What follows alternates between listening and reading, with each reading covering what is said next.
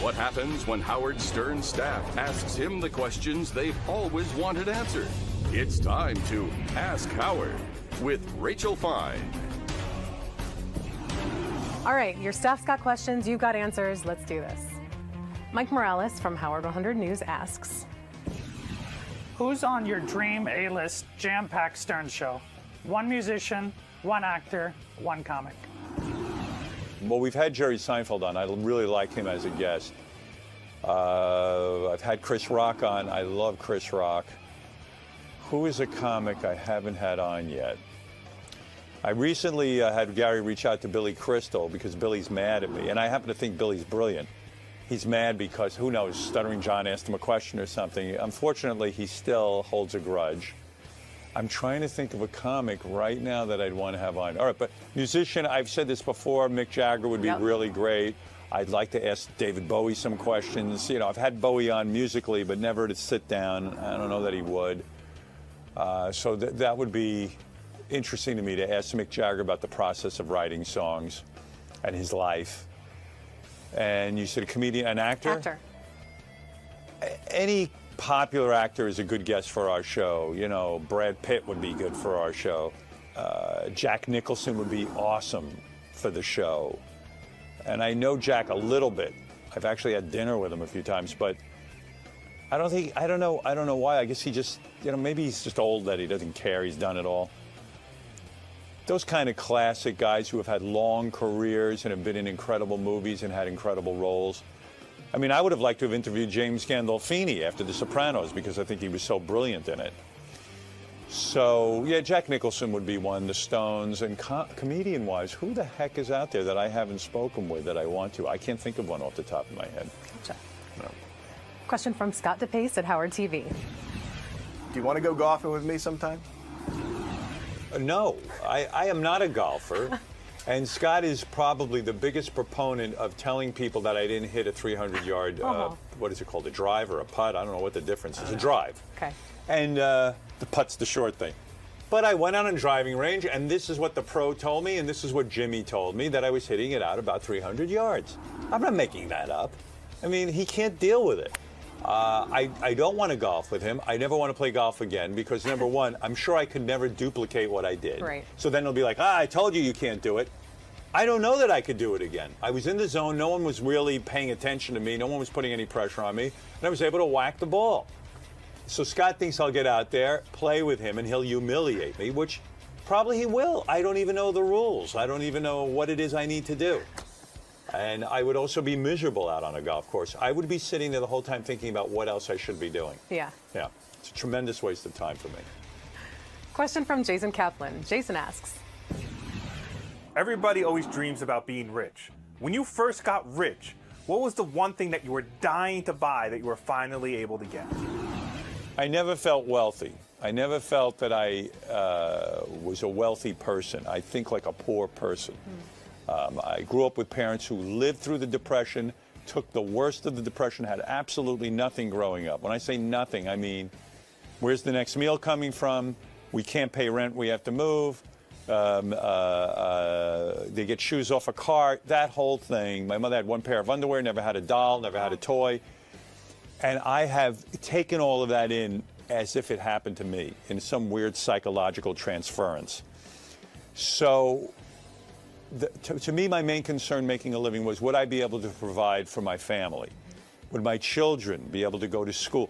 So being able to pay without having to worry for a house, a car, food, and for all the basics is what turned me on about being able to make a real living in radio. And I never expected to make a living in radio, never thought I would. I was shocked when I was making $250 a week, and I got the job in Detroit for $30,000 a year, and I thought my world was complete. So money wasn't the big motivating force in my life. was there ever an impulse purchase that you went, I've earned this, I've gotten this far, I want to buy this thing? I don't make a lot of impulse purchases. I'll buy anything for my wife. I'll buy stuff for my kids without thinking about it for a minute. For myself, rarely. A couple of years ago, I bought two nice watches, one of them being this one, and I felt guilty for days that I bought this. This is a, what is it called? I know so little about them. Luminor, you know, Panerai. It's a good watch. Yeah. It's not even, in terms of watch aficionados, it's probably not that expensive, but it's more than I would spend on a piece of jewelry. And I don't make, when I started to make a pretty good living, I went out and bought a Jaguar, and I had that car when my kids were young, and that was it. You know, Yeah. I don't care about cars.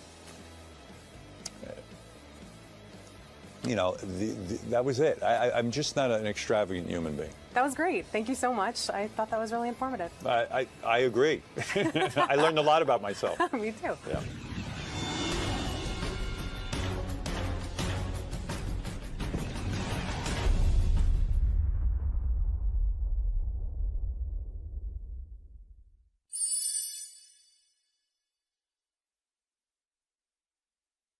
When Howard Stern's staff asks him the questions they've always wanted answered.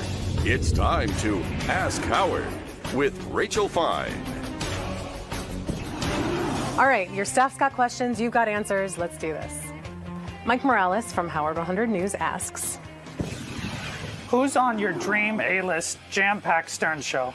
One musician, one actor, one comic. Well, we've had Jerry Seinfeld on. I really like him as a guest. I've had Chris Rock on. I love Chris Rock. Who is a comic I haven't had on yet? I recently had Gary reach out to Billy Crystal because Billy's mad at me, and I happen to think Billy's brilliant. He's mad because, who knows, Stuttering John asked him a question or something. Unfortunately, he still holds a grudge. I'm trying to think of a comic right now that I'd want to have on. All right, but musician, I've said this before, Mick Jagger would be really great. I'd like to ask David Bowie some questions. You know, I've had Bowie on musically, but never to sit down. I don't know that he would. So that would be interesting to me, to ask Mick Jagger about the process of writing songs and his life. And you said a comedian, an actor? actor. Any popular actor is a good guest for our show. You know, Brad Pitt would be good for our show. Jack Nicholson would be awesome for the show. And I know Jack a little bit. I've actually had dinner with him a few times, but I don't know why. I guess he just, you know, maybe he's just old that he doesn't care. He's done it all. Those kind of classic guys who have had long careers and have been in incredible movies and had incredible roles. I mean, I would have liked to have interviewed James Gandolfini after The Sopranos because I think he was so brilliant in it. So, yeah, Jack Nicholson would be one, the Stones, and comedian-wise, who the heck is out there that I haven't spoken with that I want to? I can't think of one off the top of my head. Gotcha. No. Question from Scott DePace at Howard TV. Do you want to go golfing with me sometime? No, I am not a golfer. And Scott is probably the biggest proponent of telling people that I didn't hit a 300-yard, what is it called, a drive or a putt? I don't know what the difference is. A drive. Okay. And the putt's the short thing. But I went out on a driving range, and this is what the pro told me, and this is what Jimmy told me, that I was hitting it out about 300 yards. I'm not making that up. I mean, he can't deal with it. I don't want to golf with him. I never want to play golf again because, number one, I'm sure I could never duplicate what I did. Right. So then he'll be like, I told you can't do it. I don't know that I could do it again. I was in the zone. No one was really paying attention to me. No one was putting any pressure on me. And I was able to whack the ball. So Scott thinks I'll get out there, play with him, and he'll humiliate me, which probably he will. I don't even know the rules. I don't even know what it is I need to do. And I would also be miserable out on a golf course. I would be sitting there the whole time thinking about what else I should be doing. Yeah. Yeah. It's a tremendous waste of time for me. Question from Jason Kaplan. Jason asks, Everybody always dreams about being rich. When you first got rich, what was the one thing that you were dying to buy that you were finally able to get? I never felt wealthy. I never felt that I was a wealthy person. I think like a poor person. I grew up with parents who lived through the Depression, took the worst of the Depression, had absolutely nothing growing up. When I say nothing, I mean, where's the next meal coming from? We can't pay rent, we have to move. They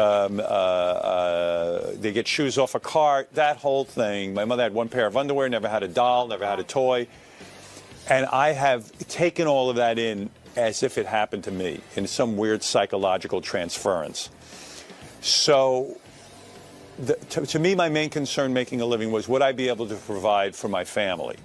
Would my children be able to go to school? So being able to pay without having to worry for a house, a car, food, and for all the basics is what turned me on about being able to make a real living in radio. And I never expected to make a living in radio, never thought I would. I was shocked when I was making $250 a week, and I got the job in Detroit for $30,000 a year, and I thought my world was complete. So money wasn't the big motivating force in my life. Was there ever an impulse purchase that you went, I've earned this, I've gotten this far, I want to buy this thing? I don't make a lot of impulse purchases. I'll buy anything for my wife. I'll buy stuff for my kids without thinking about it for a minute. For myself, rarely. A couple of years ago, I bought 2 nice watches, one of them being this one, and I felt guilty for days that I bought this. This is a, what is it called? I know so little about them. A Luminor, you know, Panerai. It's a good watch. Yeah. It's not even, in terms of watch aficionados, it's probably not that expensive, but it's more than I would spend on a piece of jewelry. And I don't make, when I started to make a pretty good living, I went out and bought a Jaguar, and I had that car when my kids were young, and that was it. You know, I don't care about cars. You know, that was it. I'm just not an extravagant human being. That was great. Thank you so much. I thought that was really informative. I agree. I learned a lot about myself. Me too.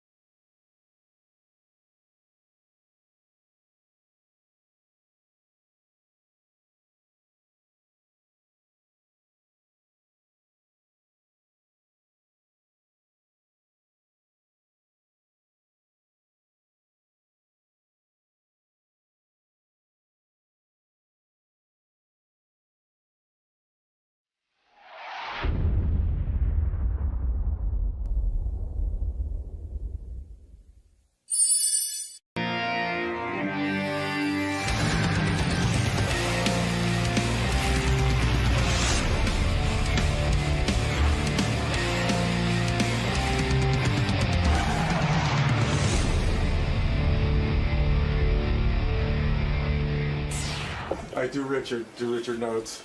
So he said he cries every time he comes on the show, that you make him cry. Yeah, why? You know, He doesn't you cry. just hit him. But everyone in the right makes him cry. spots. I'm going to tell him. I know. I think the first thing you have to discuss them is that the crying loses its value because Give me the list of appearances you've done in the last month where you didn't cry. Sure.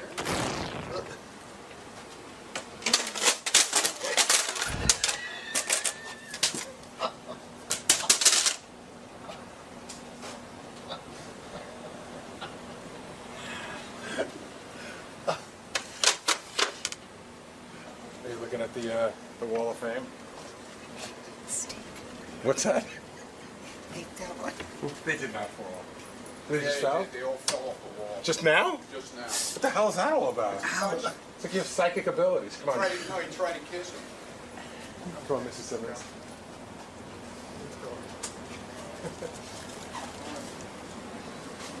Come on, because I got to talk to you before we go in.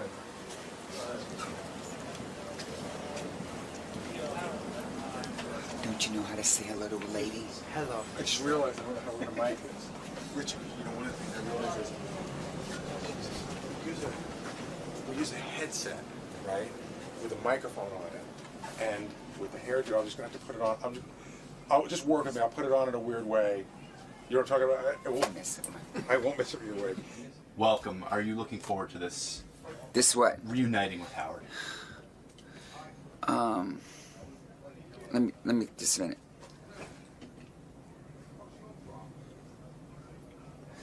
Yes, I am. And that's it? Just a minute. Okay. I think it's going to be refreshing. And what are you anticipating from Mr. Stern today? that he may find me prettier than his wife. Would it be okay if I showed your lovely outfit? To a who? To the viewers. What outfit? Well, this beautiful dress here. It's just something simple, you know. It's just a $6,000 simple black dress you can wear anywhere. You can wear it to funerals, to parties, to weddings. You can, you know, bring it to the side and tie it for the beach. You could, you know, wear it outside, just letting the breeze hit your skin. You can wear it, when you bring it up, you can wear it to look like Jessica Lange in American Horror Story. You can wear it backwards, and it looks sort of Grecian. And it's versatile enough for morning radio? It's very versatile.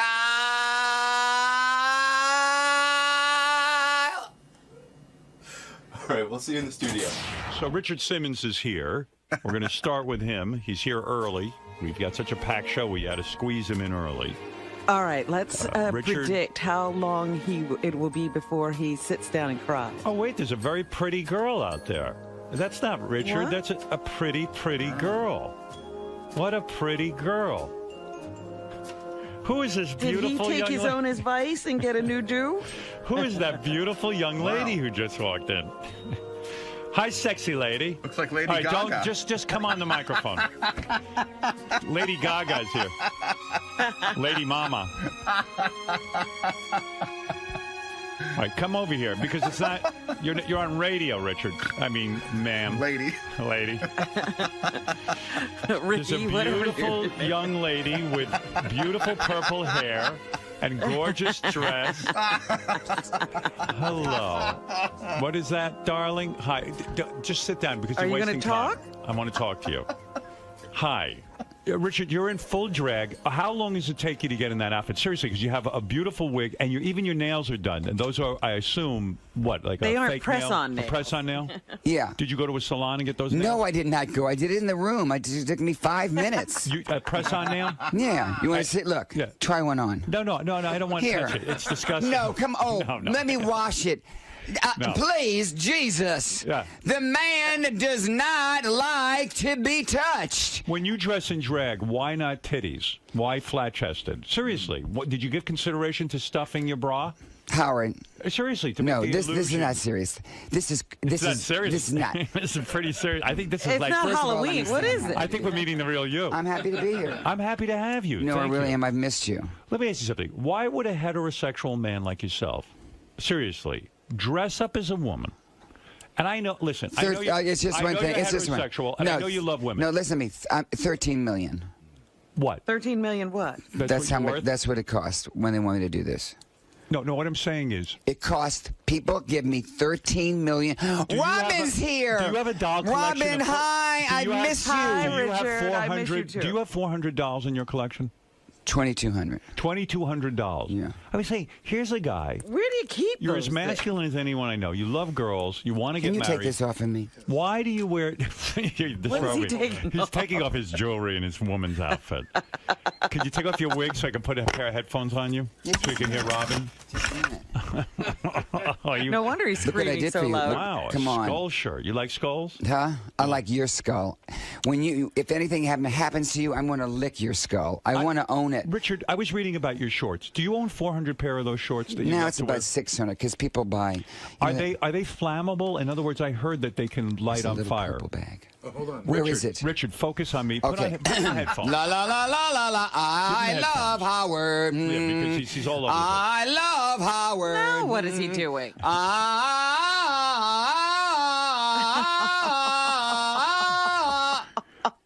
Your new single is just Hairdo. go back to the shorts. I'll go to hairdo in a minute. Yeah, these. Seriously, are they flammable? Yeah, that's why they got rid of them. So they don't make those anymore. Well, they make a new. Dolphin makes the new short, but it's not like this. The problem is this material is flammable. So you have. But don't get any ideas. You have over 1,000. You know, I don't want to end up being like '60 Spacek and Carrie. Stop! I don't want to go to the prom, Mama, please. Richard, you have over 1,000 pair of dolphin shorts. Yeah. And when you heard they were flammable and they weren't going to make them anymore, is that why you went out and bought 1,000 pair of No, I don't have the. No, these I've had for years. You've had for years. Years, and then people will clean out their garage and stuff, and then send me stuff. and then I give it to people. People say I'm dressing up as Halloween, and I send them. You know. Right. I need the purple bag. Okay, I want it now. I have to hold your microphone. I'll do it. Somebody else get the purple bag, Gary? Mother, daughter, mother. Where's the pictures? Right here. Richard. I got to show you this. This is going to bring back a memory. What is it? All right. First, I want you to see this picture. What is that?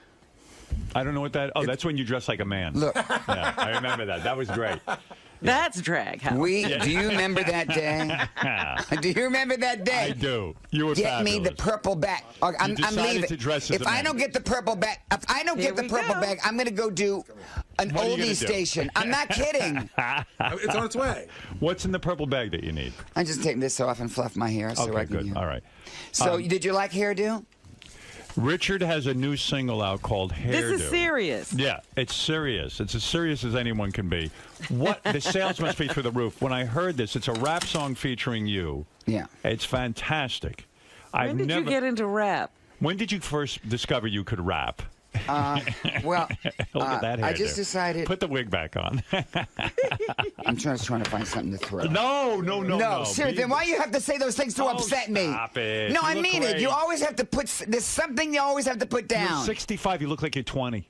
Yeah. Are you 65? Yeah, I'm 65. That is unbelievable. Do you think about death at all, or are you just one of those people that can't even face it? I watched over and over the burial of Evita Peron. Right.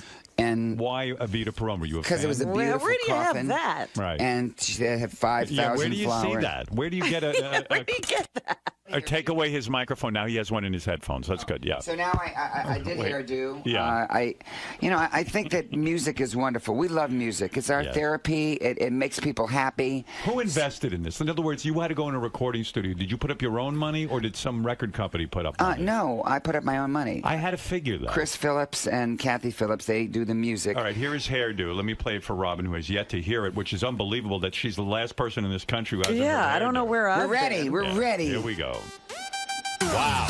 It's action-packed. Short, long, straight, or curly. Get something cute. Wait. Or curly. Get something cute. Get something girly. Short, long, straight, or curly. I'm going on tour. Are you? I did 29 songs I've written, and I'm doing duets. No, I am. Duets? With who? Short, long, straight, or curly. Get something cute, get something girly. An afro, a buzz, got a French I'm twist. going to throw up. Richard's coming on to me. No, that would be Richard. the last day that I would do that. I would rather be celibate and go into a seminary. I was watching an appearance, several appearances. You've been on TV a lot lately. Yeah. I watched you on Jimmy Kimmel. Yeah. I watched you on Home Shopping Network. I'm on JTV, That jewelry television. Jewelry television. Yeah, Thank you, Robin. And Richard, you cry at the drop of a hat. And you cry. He's going to start with me, and you all two are being quiet. No, I want to say something to you. If you cry everywhere, and a lot of the times there's no, I don't cry there's no everywhere. actual tears. You know, which Howard, it's don't become do a this. shtick. I want No, to don't do talk to you this. about it. I Do haven't this. talked to you in a while. It's not a put down. It's It not. is, It's because a question about no. your performance. It's not a performance. But it okay, is. listen to me. You when are a performer. I just came back from Sao Paulo, Brazil. I know you dug a well. There was for an orphan. Yeah, let's breeze over that. Do you breeze over all the charity things you do? Yeah, but you dug a well. No. You dug a well for an orphanage. Am I wrong? Yeah. Okay. But this that is was very Well, lovely. that's beautiful. But this is the beginning of going Did you to. dig the hole yourself? No. Stop No, I it. just want- Sit down. no, because Sit I get- down. No, seriously, what happened at the orphanage? Well, the water was contaminated. How did you learn of this? A friend of mine told me about the orphanage. A friend And says to you, hey, there's an orphanage, they have no money, Yes. they need a well. Yes. And what does it cost to dig a well? Quite a bit of money, because you have to In go other words, 300 Did you have to do feet this down. on your own? In other words, you put up all the money? I put up all the money. How much did it Wow. cost to dig a well so other people can get involved? Would you say? $30,000. 30 grand. Yeah. So But now it's these very children gracious. have water to bathe in. The kitchen has water to cook in. They have water to drink. But this is just the beginning. You know, you do a lot of charity work, and also your wife does. Yes. And there are 6 million orphans, and there's orphanages It's all horrible. over It's the an world. epidemic, and that's why these fucks who are against abortion. All right. You all know, right. There's all right. so many unwanted children. But Am I here's what- correct? here's the- Do you agree? yes, Where do you yes. stand on abortion? I know you're a Catholic, but where do you stand on it? I really don't talk about politics. Never. No. It's just Do you not. vote? Yes. You always vote. Always vote. Did you hear the Pope? Did you Yes. think that was great? Is this terrific? I think this Pope's a really fabulous Pope. I'm with you. But let me say this. I went to Sao Paulo. I built this is the beginning of what I'm going to do. I have a foundation that's called Richard Simmons and Family. And every month I'm going to do something like this. No, this is wonderful. But what I'm saying is, and I didn't mean it as a put down, but if you cry about everything on every My life show, is very emotional, Howard. Is it? Yeah. Okay. You sit here. But you cried about the jewelry. No. I cry. Well, you know what? You cried about your new jewelry collection. When someone calls up and they're overweight and they're very depressed and they say, I bought this bracelet because it says hope on it and I need hope. You've known me for decades, Howard. And you know. Is it all genuine? It or is some wasn't of that it a racket? situation. Is some of it a racket? Because I think you're one of the most honest. I'm going to compliment you. Out of all the exercise gurus that I've ever heard, I think you're the most effective, and I'll tell you why. You are a realist. You get a hold of overweight people. You start them out slowly. You give them hope. You hang with them, and you exercise them in a reasonable way that keeps them in the game. And you teach them about diet. I have a lot of reason. I believe that. I'm not putting Robin you on. and you know Yes. Robin and we've been friends for years. I call 30 to 40 overweight and obese people a day. Some of them are anywhere from 250 to 800 pounds. Now this is very emotional. This isn't like I'm calling someone who has to lose 10 pounds. Right. These are people that may have been abused, may have had a bad divorce, kids taken away from them, a loss of job, and now they're housebound. Now, I am very, because I was overweight, this is very sensitive to me. Hey, I heard it. You talk, as a child, you were obese, right? As a child, were you a model for for overweight, fat kids? Were you a fat kid's model? I heard a story. Now, tell me if it's true or false. You modeled and you made so much money. Why can't I interview you? I'm having an asthma attack. No, you're not. Stop it. That's a fake. You can't talk like that if you're having an asthma attack. When you were a child, did your mother take you to model and you made enough money that she invested the money in an apartment or several apartment buildings in New Orleans? No. And that you were a millionaire before you even started being an exercise guru?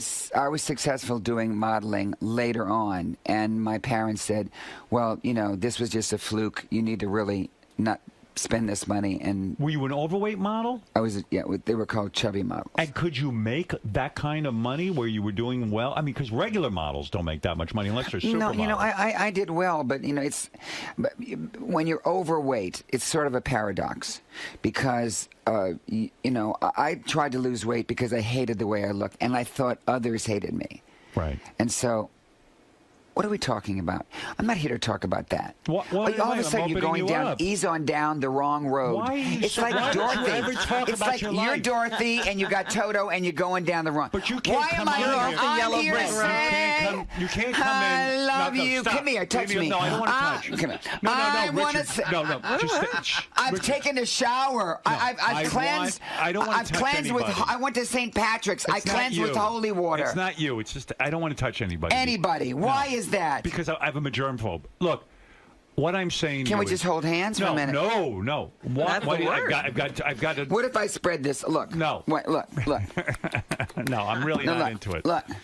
I don't care. I don't want to hold hands. Okay. I don't. Please Can we stop. do E.T.? Are you afraid of germs? Do you scrub? Because you shake a lot of hands. Oh, damn Spot!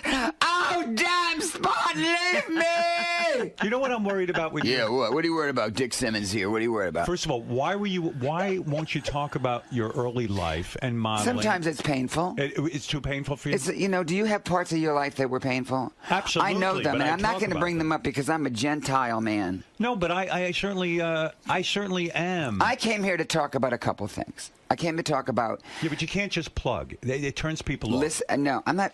Listen to me. If you just I'm plug, only here. no one wants I'm not to here. hear I don't that. care about plugs. Yes, you do. I have hair transplant plugs. You can have them. What's going on with that?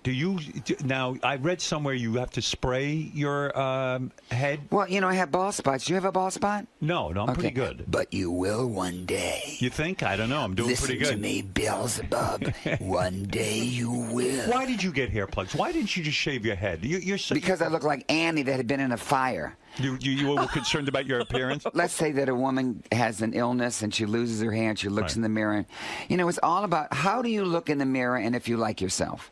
And when you look in the mirror, Howard. Are we too concerned with all of that kind of shit? Seriously. We are too concerned, but if you look in the mirror and a man is going bald and he doesn't like what he looks like, you know, then... It's okay to... But it's very painful, isn't it? Where do they get the hair from? Now it's all new. No, they do a better job. They go, listen to how it goes.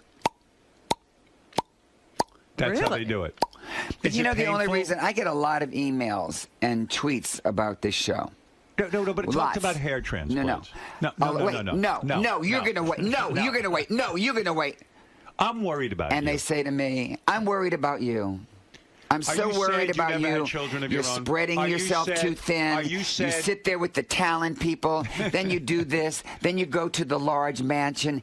Everyone, did you know it takes 20 minutes for Howard to go from the driveway to his front door? That's not true. Hi, this is Dick Simmons for Celebrity Homes. Are you wearing women's perfume because you have a tremendous... No, I'm wearing Brute. Wait, I'm worried about you. You Are you shouldn't be sad worried you never about had me. children of your own? The white zone. Come here, give me that. The white zone is for loading. You know what? Are you sad you never had children of your own? I exercise children all over the country when I do classes. Are you sad you've had no partner, no love? Because you know what it is, Howard? Do you have someone in your life? Let me just say this. Give me a second to put my thoughts together. Okay, good. All right. When I first met you. No, do you have someone in your life or not? Tell the truth. I have the world. I'm being serious. I'm being serious so sad. too. You find it sad? Do you like going home alone and not having someone I didn't say I was going home alone. When you have 14 housekeepers. I know, but that's and not... sometimes we reenact the Last Supper. Well, you should see us. It's, you know, here's my life. Is physical love important? Okay, here's my life. What about physical love? I get hugs and kisses. So you Let don't me care just about finish my jacking off sentence. or anything? Honestly. Oh my. I've never had that discussion with you. Robin. What is he where is he going? You don't care. Have you ever been stabbed with an afro comb? Have you ever? Have you ever? Actually, yeah, I have. And now Breaking Bad. Oh my God, no. Howard, you're in prison. Breaking Bad? Isn't that a great show? You didn't see me dressed up as all the Emmy people, did you? No. I dressed up as him. As Breaking Bad? Yeah. And where was this shown? This was all Emmys? over. You know, this was all over, but it's all about you and your radio show. Were you on the Emmys? I've got a radio show. I'm Howard Stern. Here, all right, let's talk about some things. Okay, but here's the reason one of the reasons I came here. Okay. Because we have a lot of the same clients, same fans. Sure we do. And so that's I always come unbelievable. Here. We should have a convention together. I always like come the here. bronies and the... I always come here to inspire people to perspire. Richard. Yeah. Do you think about now you're a senior citizen? Do you think do you think about death at all? Do you think about here's what I think. Are you scared of no, do you think there's an afterlife? No. Here's what I'm thinking. Do you believe in an afterlife? Here's what I'm thinking. That I don't want to die. Right. Like no one else wants to die. Right. But God has this little book when you're going and when you're coming in. Right. And I just try to live my life. You believe in a personal God? I believe. No, seriously. Do you believe in a personal God? That you're going to die and you're going to meet a guy up in the sky? Sort of like that. Yeah. You do believe in that? I believe I could fly. Do you believe that? I believe. Can I just hug you? No, like I know you loved your mother, and I mean, do you believe you'll go to heaven and see your mother? You'll be reunited with her? No, you know what my true belief is? That you have your heaven or hell right here on earth. I agree. See? I think. Can I come hug happens? you? So you die and it's in other over? words, so no one can touch you. I don't want to. So be you're touched. like the untouchable. Is that it? I just don't want to be hugged. Okay. And then I don't want to smell like your perfume all Can we day. just hold hands for a minute? No, I don't want to hold. Can I your touch? hand. Can I touch your can I outfit? interview you? How long we know each other? Do you remember? What were the years that you were back at that studio? Oh my God! I mean, I guess How long? we know each other from You the were 80s, there in the right? early days. Yeah, the early days. And do you know something? What? I love you. I love you too. Let me tell you. I love your nose, your cheeks, your hair. My nose. I love everything about you. I love your hands, your toes. Would you get it on with me? If I gave you the okay? I'd rather vomit. Is that true? Am I not your type? No. I love you as a brother. You would never blow me, and I could never blow you. Is that what you're saying? No. Where are you going? No. He's out of here. Don't put your wig on. No, I'm you know, Robin was ill. I don't know if you heard. I prayed for Robin. I talked put to your Robin. headphones back on. Robin, needed to time When by did he talk to myself. me? When did you talk to Robin? She says you didn't talk to her. Robin, I No, called you. put and we them on so we can hear you. I don't know how to put them on. Let me help you. Wait a minute. He said he called me and we talked. That never happened. You're going to break the mic. Oh, my God. Oh, what is he doing? He's breaking the mic. Now, Gary. No, I called Robin. But you know, Robin. You didn't talk it's to okay. me. He's back I called you one day at home, Robin, and I asked you out for dinner. Oh. You are. That's true. That No. was years ago, Richard. Well, doesn't that count? Dr. Anderson, Wait, is there's a my couple wife of going to live? Richard Simmons has a sparkle jewelry line, which I'm aware of because I played his jewelry His jewelry appearance. Did you watch appearance? Yeah. Oh, we watched it. We played it right here on the air. We loved it. We loved it. Well, you know, I designed all that for my mother. I know. And so I felt that they were pretty. How does a guy like you, who's so fucking macho, how do you know how to design jewelry for I'm an women? illustrator. Are you? I started as a kid. I designed something for my mother, and then I'd save my allowance money and have something made. What do you do for fun? Do you travel? What do I do? I love to teach. I was in New Orleans yesterday. I love to So teach. your work is your class? fun. I love teaching. How I many love people making were in the people. class? That one was about 1,000. It was. And you still keep the price low. You charge people like $12 to exercise. At my studio. I still have my studio for 40 years now. No, that's pretty awesome. So I can't touch you. Can I touch anything that no, you've touched? I don't want to. You want to touch You something? know, if you want to hug Fred. No, Well, Robin, Fred. seriously, when you see Howard, do you hug him? Yes. Yes, he Well, hugs that's me. different. What's different? What's different? She's a woman. When a man loves a woman. Did you recently? Were you asked to be on Dancing with the Stars? Yes. Why did you turn it down? Because it's hours and hours of rehearsal, and I have people to call. I have, You got a I have to busy try. life. I try to save lives. Would it be good for your brand to be on there? What are you doing? Yes, I think so. All right. I don't want to hang out with you like this. Okay, how about here? Why? Can you sit down, please, so I can properly interview you? But why won't I can't get close to you? I feel like we're in prison. All right, let me talk to you Well, about you a know, bunch when of he's on jewelry TV, he doesn't harass the host like this. Robin, You know, a lot of people. Robin. I'll give you a fact about Richard. And you don't touch David Letterman or any of those people. By the way, if you want to touch something, Sal has something he wants you to touch. Oh, God, help us. Do you know that a lot of people don't remember that Richard Simmons won an Emmy? I don't remember that. Did you know that he won an Emmy? There's a fact that a lot of people was that. No, Sal, I don't. He doesn't want to touch that. Sal, come here. Well, Oh, no. Come here, Sal. Don't ask Richard. Give me a Richard, hug. you're going to be sorry. No, I'm just giving him a hug. I love you. What did you say? Show Richard your penis. No, you said I love you, didn't you? I do love You you. want to see his penis? Did you ever hug? Did you ever hug Do you Howard? want to see his penis? Did you ever hug? Please kiss me. Kiss him. Kiss him on the mouth. Kiss Show Richard your penis. Get out of here. No, seriously. Show No, it to get him. out of here. Show it to him right now. Okay, I'm going to count to 10, Why? and then I'm throwing something. No, you don't want me to throw something. Why don't you want to see his penis? Get out! Get out of the store! Nobody. Get! Oh my God! Oh my God! Get out of here. I thought I was looking at Thumbelina. What do you think of that?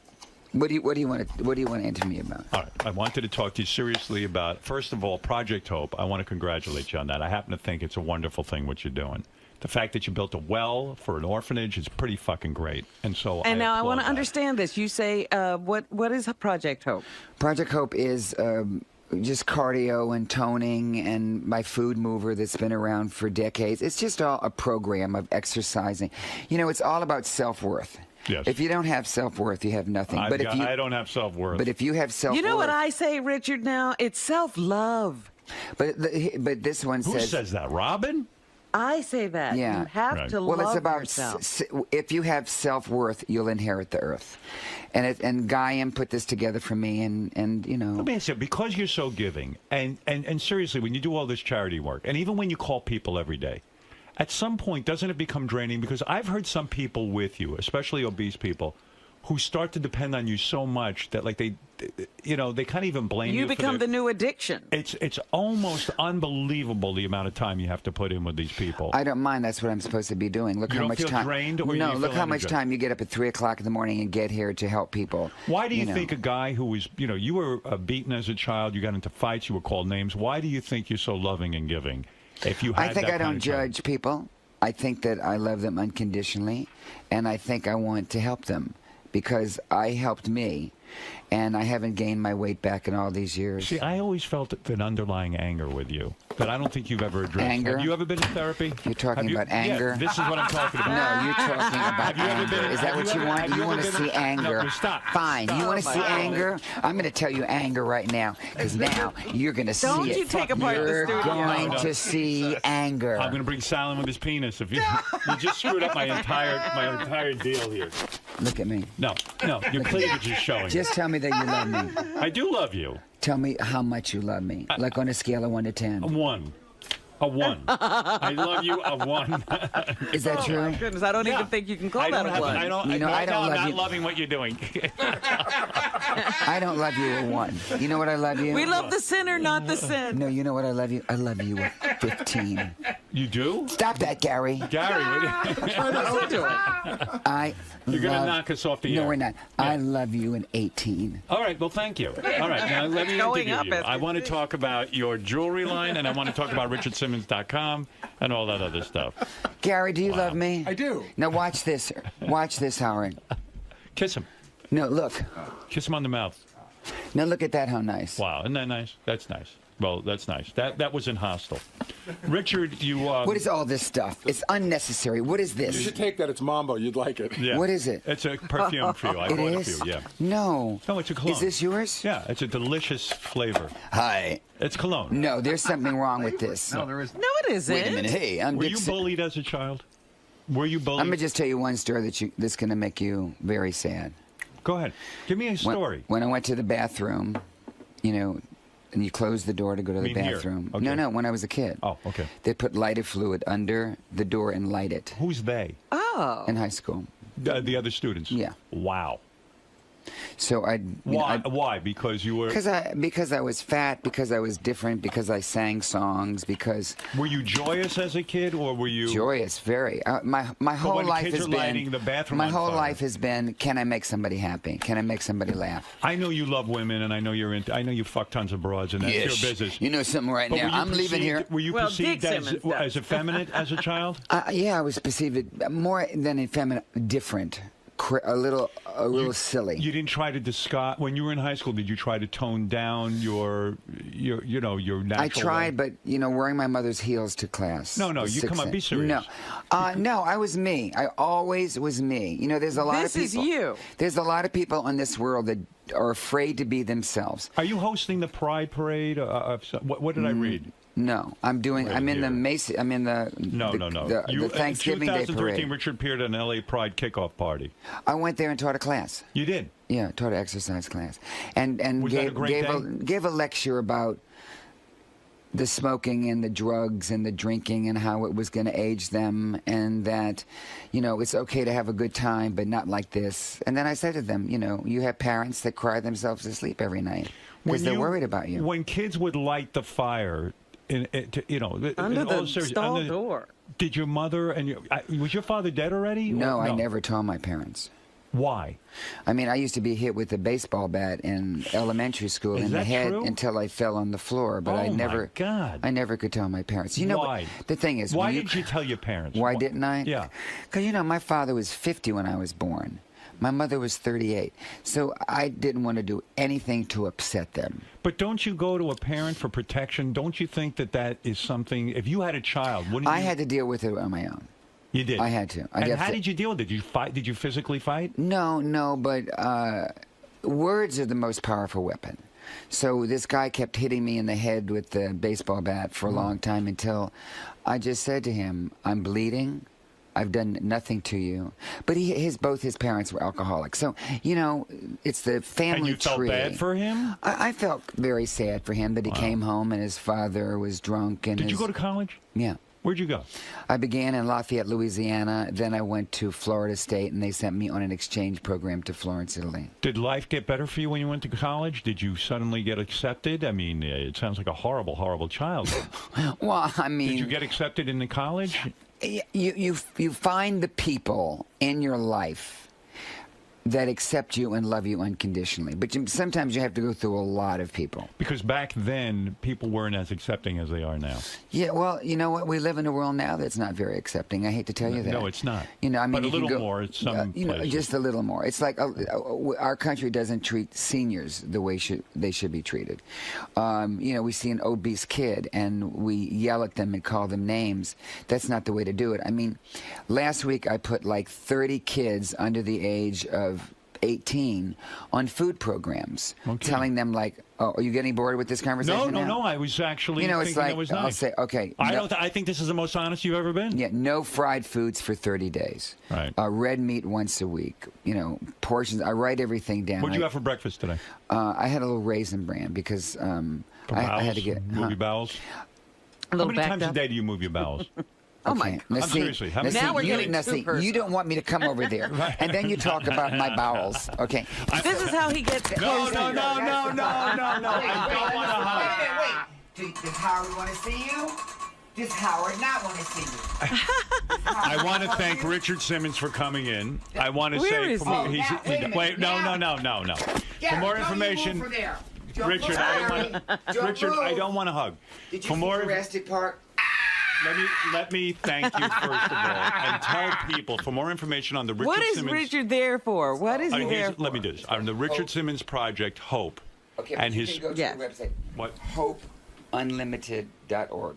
Hope and Unlimited. That's where I'm building the wells and everything. Good for you. And RichardSimmons.com is another place. You know what? You're not aging. No, I refuse. No, I'm being serious, Howard. Yeah, aren't you nice? Thank you. Just a minute. I don't want to kiss you. I didn't ask you to kiss me. Yeah, but you're moving in like you want to kiss. I want to look more into your eyes, because when I'm in your eyes, it's just an ocean of love. Oh, that is just so silly. That is so Okay, when you're with bullshitty. your wife, do you say romantic things? Yeah. Like what? I said something Like romantic what? to her. What? I said Like what? The other day I said thank you for marrying me. Okay, I asked you if I could do a charity event with your wife, and you laughed in my face the last time. I don't like people to laugh in my face. Do you want to find? Wait. Do you want to find back a up. dead? Do you want to find a dead horse in your bed like The Godfather? Can I just say something? You're how could spitting you all do over that, me. You must Richard? calm down. Okay. All right, listen. Richard, thank you for coming. I'm so glad you came. No, don't touch my hands. Okay, here. Thank you. No, don't touch my scarf. Don't touch my shirt. Don't touch anything on me because I don't want to smell like your perfume all day. I don't have perfume on. You do. I took a shower. No, I your have. perfume. Maybe the soap had a little. I just want to say thank you so much for coming in. Yeah. And I wish you luck. It's good to see you. It's good to see you, and I wish you luck with Project Hope. All right? I want you to say one little romantic thing to me. All right. Okay. No, see, just a little something. It has to be long. I told you I like you. You're a good guy. All right? That's not enough. That's it. No, that's not enough. Stop it. Stop Just it. one, I'll leave. You have coffee breath. I didn't drink coffee. Okay, listen to me.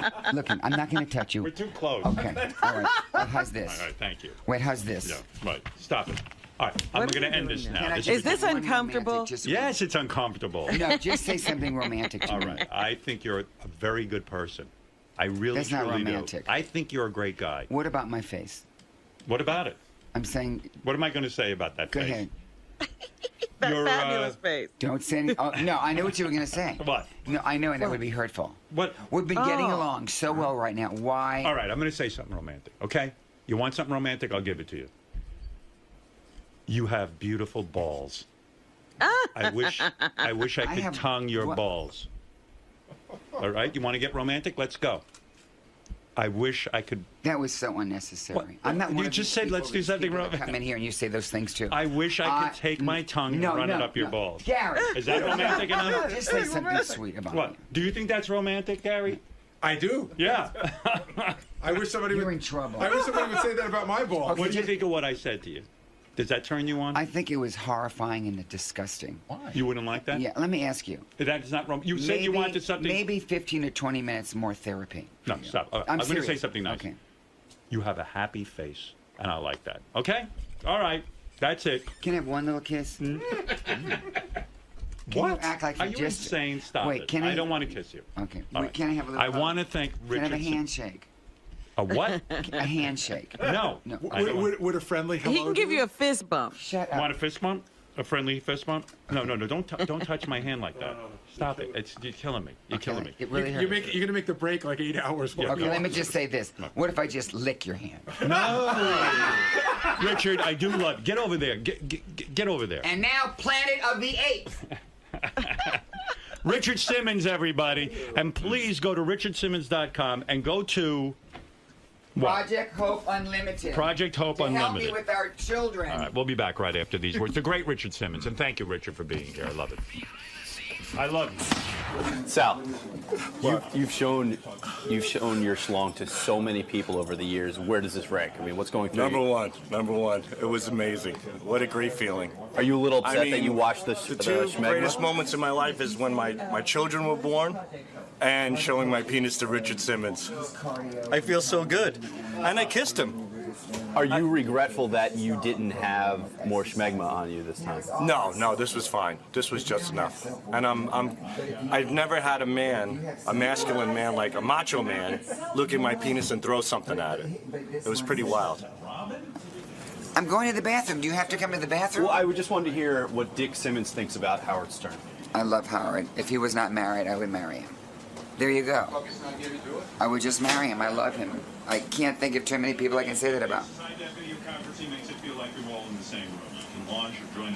It's all white, like... Turn on the light. It'll be even whiter.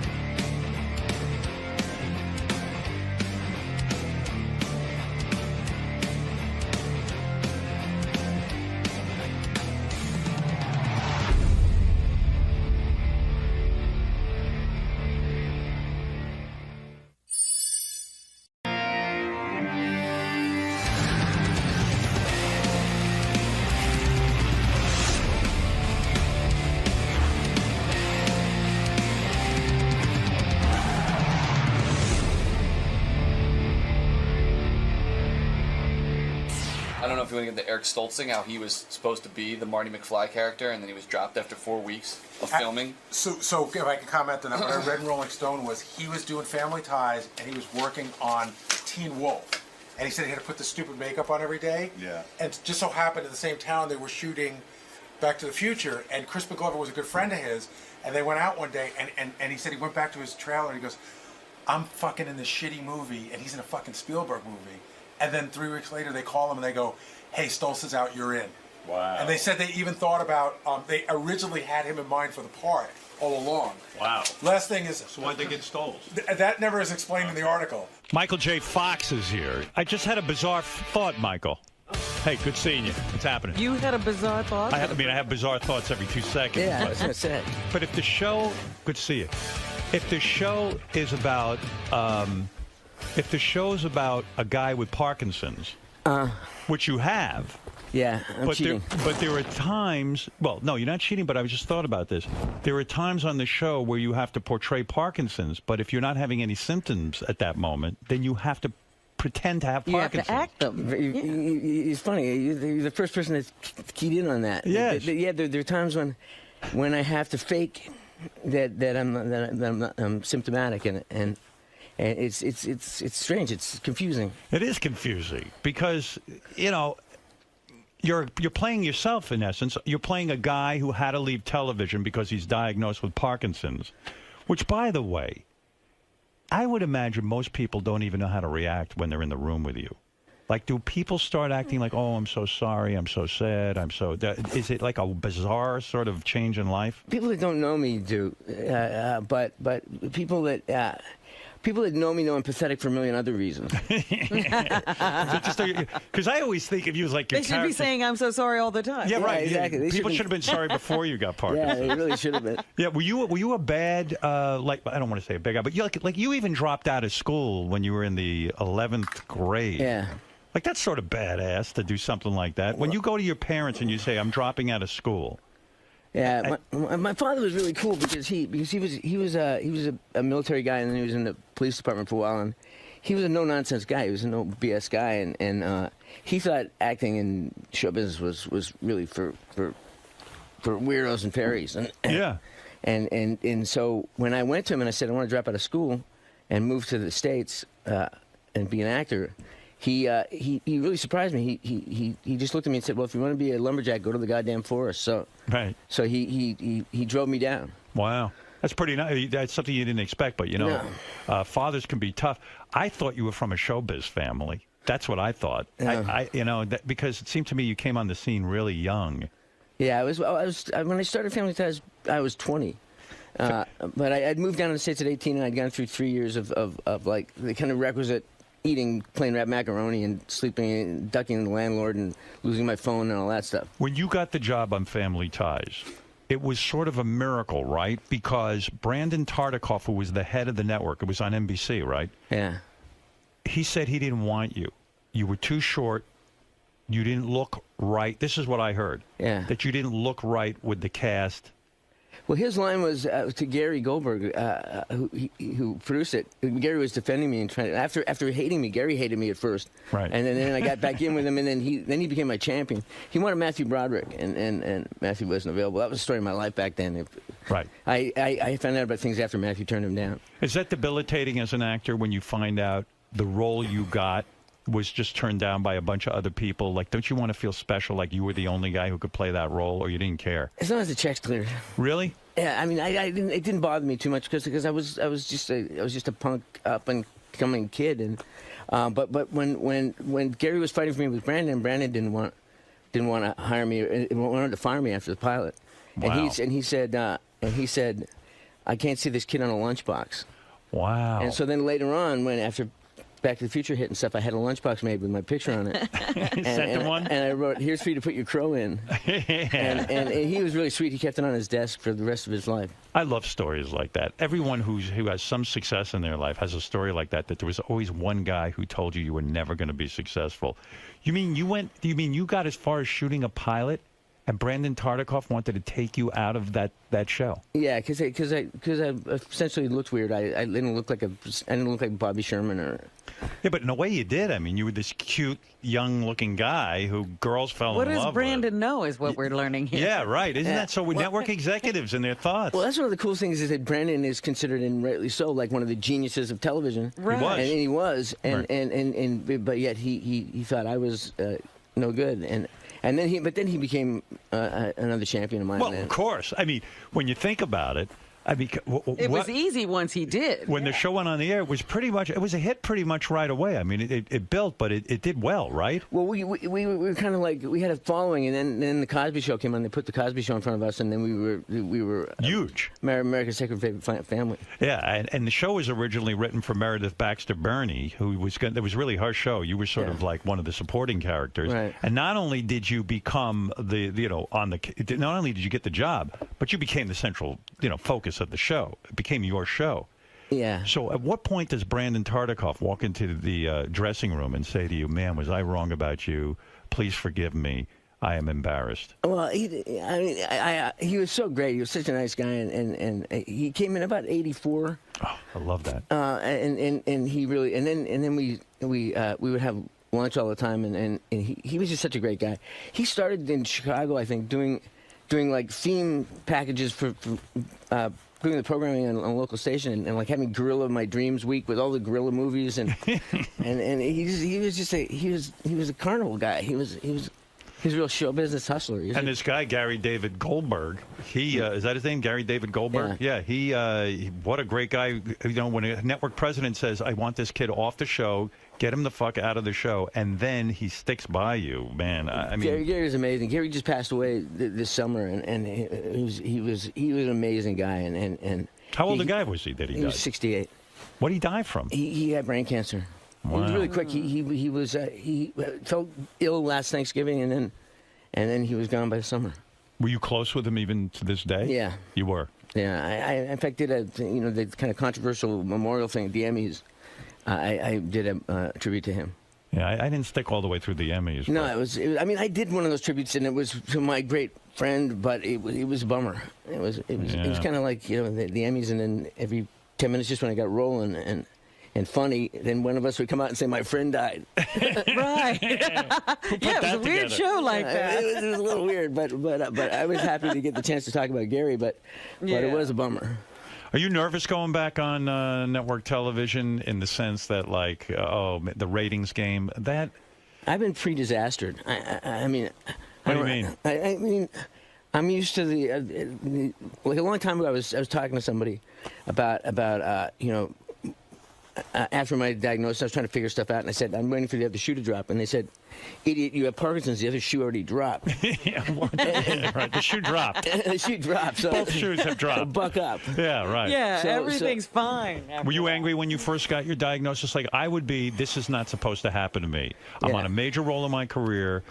I've got a great wife. I've got a family. This just doesn't happen to me. Yeah, I had that reaction. I had that, like, no, let me come back in the room and deal with the fact that I'm Michael Fox, that this isn't happening to me, that I'm not an 85-year-old man. Right. And the way that he put it, too, when I was diagnosed, he said, he told me I was at Parkinson's, so I'm dealing with that, and then he said, but don't worry, you have another 10 good years left to work.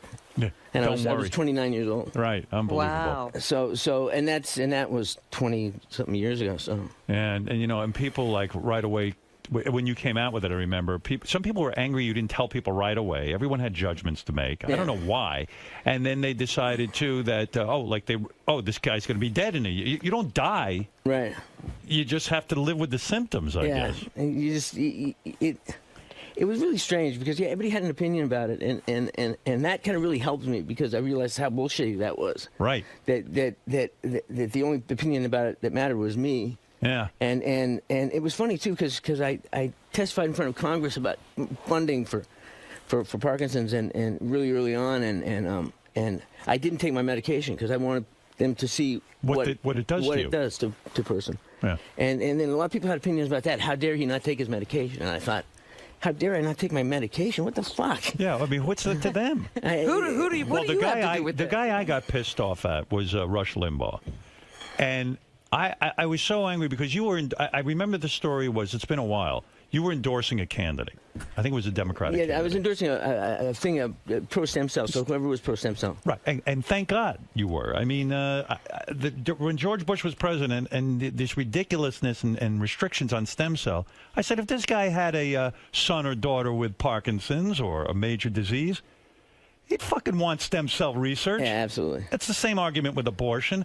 Yeah, if his little girl got knocked up or raped, he'll squire away somewhere and get her an abortion. Don't worry about it. You know, it's all hypocrisy. But Limbaugh went on the air, and he blasted you because he said, "Oh, in the TV commercial, you were putting on your Parkinson's." Right. Now, you're a classy guy because you really acted like it just didn't bother you, but I bet in private it did.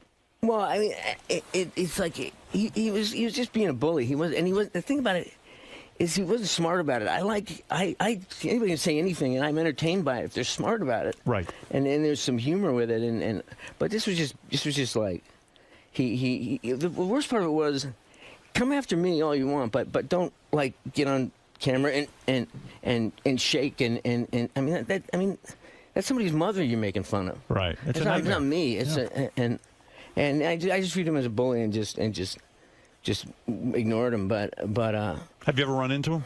No. We don't travel in the same circles. No. But, you know, it's funny, like in show business, you run into people, you know, because you're at events and things. I mean, I don't know. Have you ever run into Rush Limbaugh? Nobody knows where he hangs out. I've not run into him. You've not? No, I don't know where he. No, I wouldn't. Listen, who do I run into? You had ran into like years ago in the street somewhere. You were like buying a hot dog or something. I don't know what was going on. My favorite story about you is that my son, who's now 24, when he was 10, he was a big Magic fan, and so we went to see Penn and Teller. Right. At the Beacon. and it was his birthday, so he had a couple little friends with him, like 4 or 5 little friends. And you were sitting behind us. Oh, that's right. So somehow I got better tickets than you, which was amazing. You had great seats. I was but jealous. you were behind us, and then afterwards, all the kids were saying, "How much did it cost you to get Howard Stern to come to Sam's birthday?" Yeah, look at me. I'm like when you hire the Muppets or something. Yeah, it was so weird. Yeah, I forgot about that. Yeah, it was a good show. Yeah, that was like 100 years ago. There's a couple things I got to ask you about your career before we talk about your new TV show. So, when you were doing Family Ties, while you were doing that, you got the job to do the movie Teen Wolf. Right. Right? You're doing Teen Wolf, but you had auditioned for Back to the Future, and you didn't get the part in Back to the Future. Well, Eric Stoltz did, I heard. Yeah, well, what happened, I didn't audition for it. They'd come, I didn't know this, but they'd gone to Gary Goldberg and asked if I could get out of the show to do Back to the Future, and he said, "No, are you crazy? We're on a roll, and I can't give him up."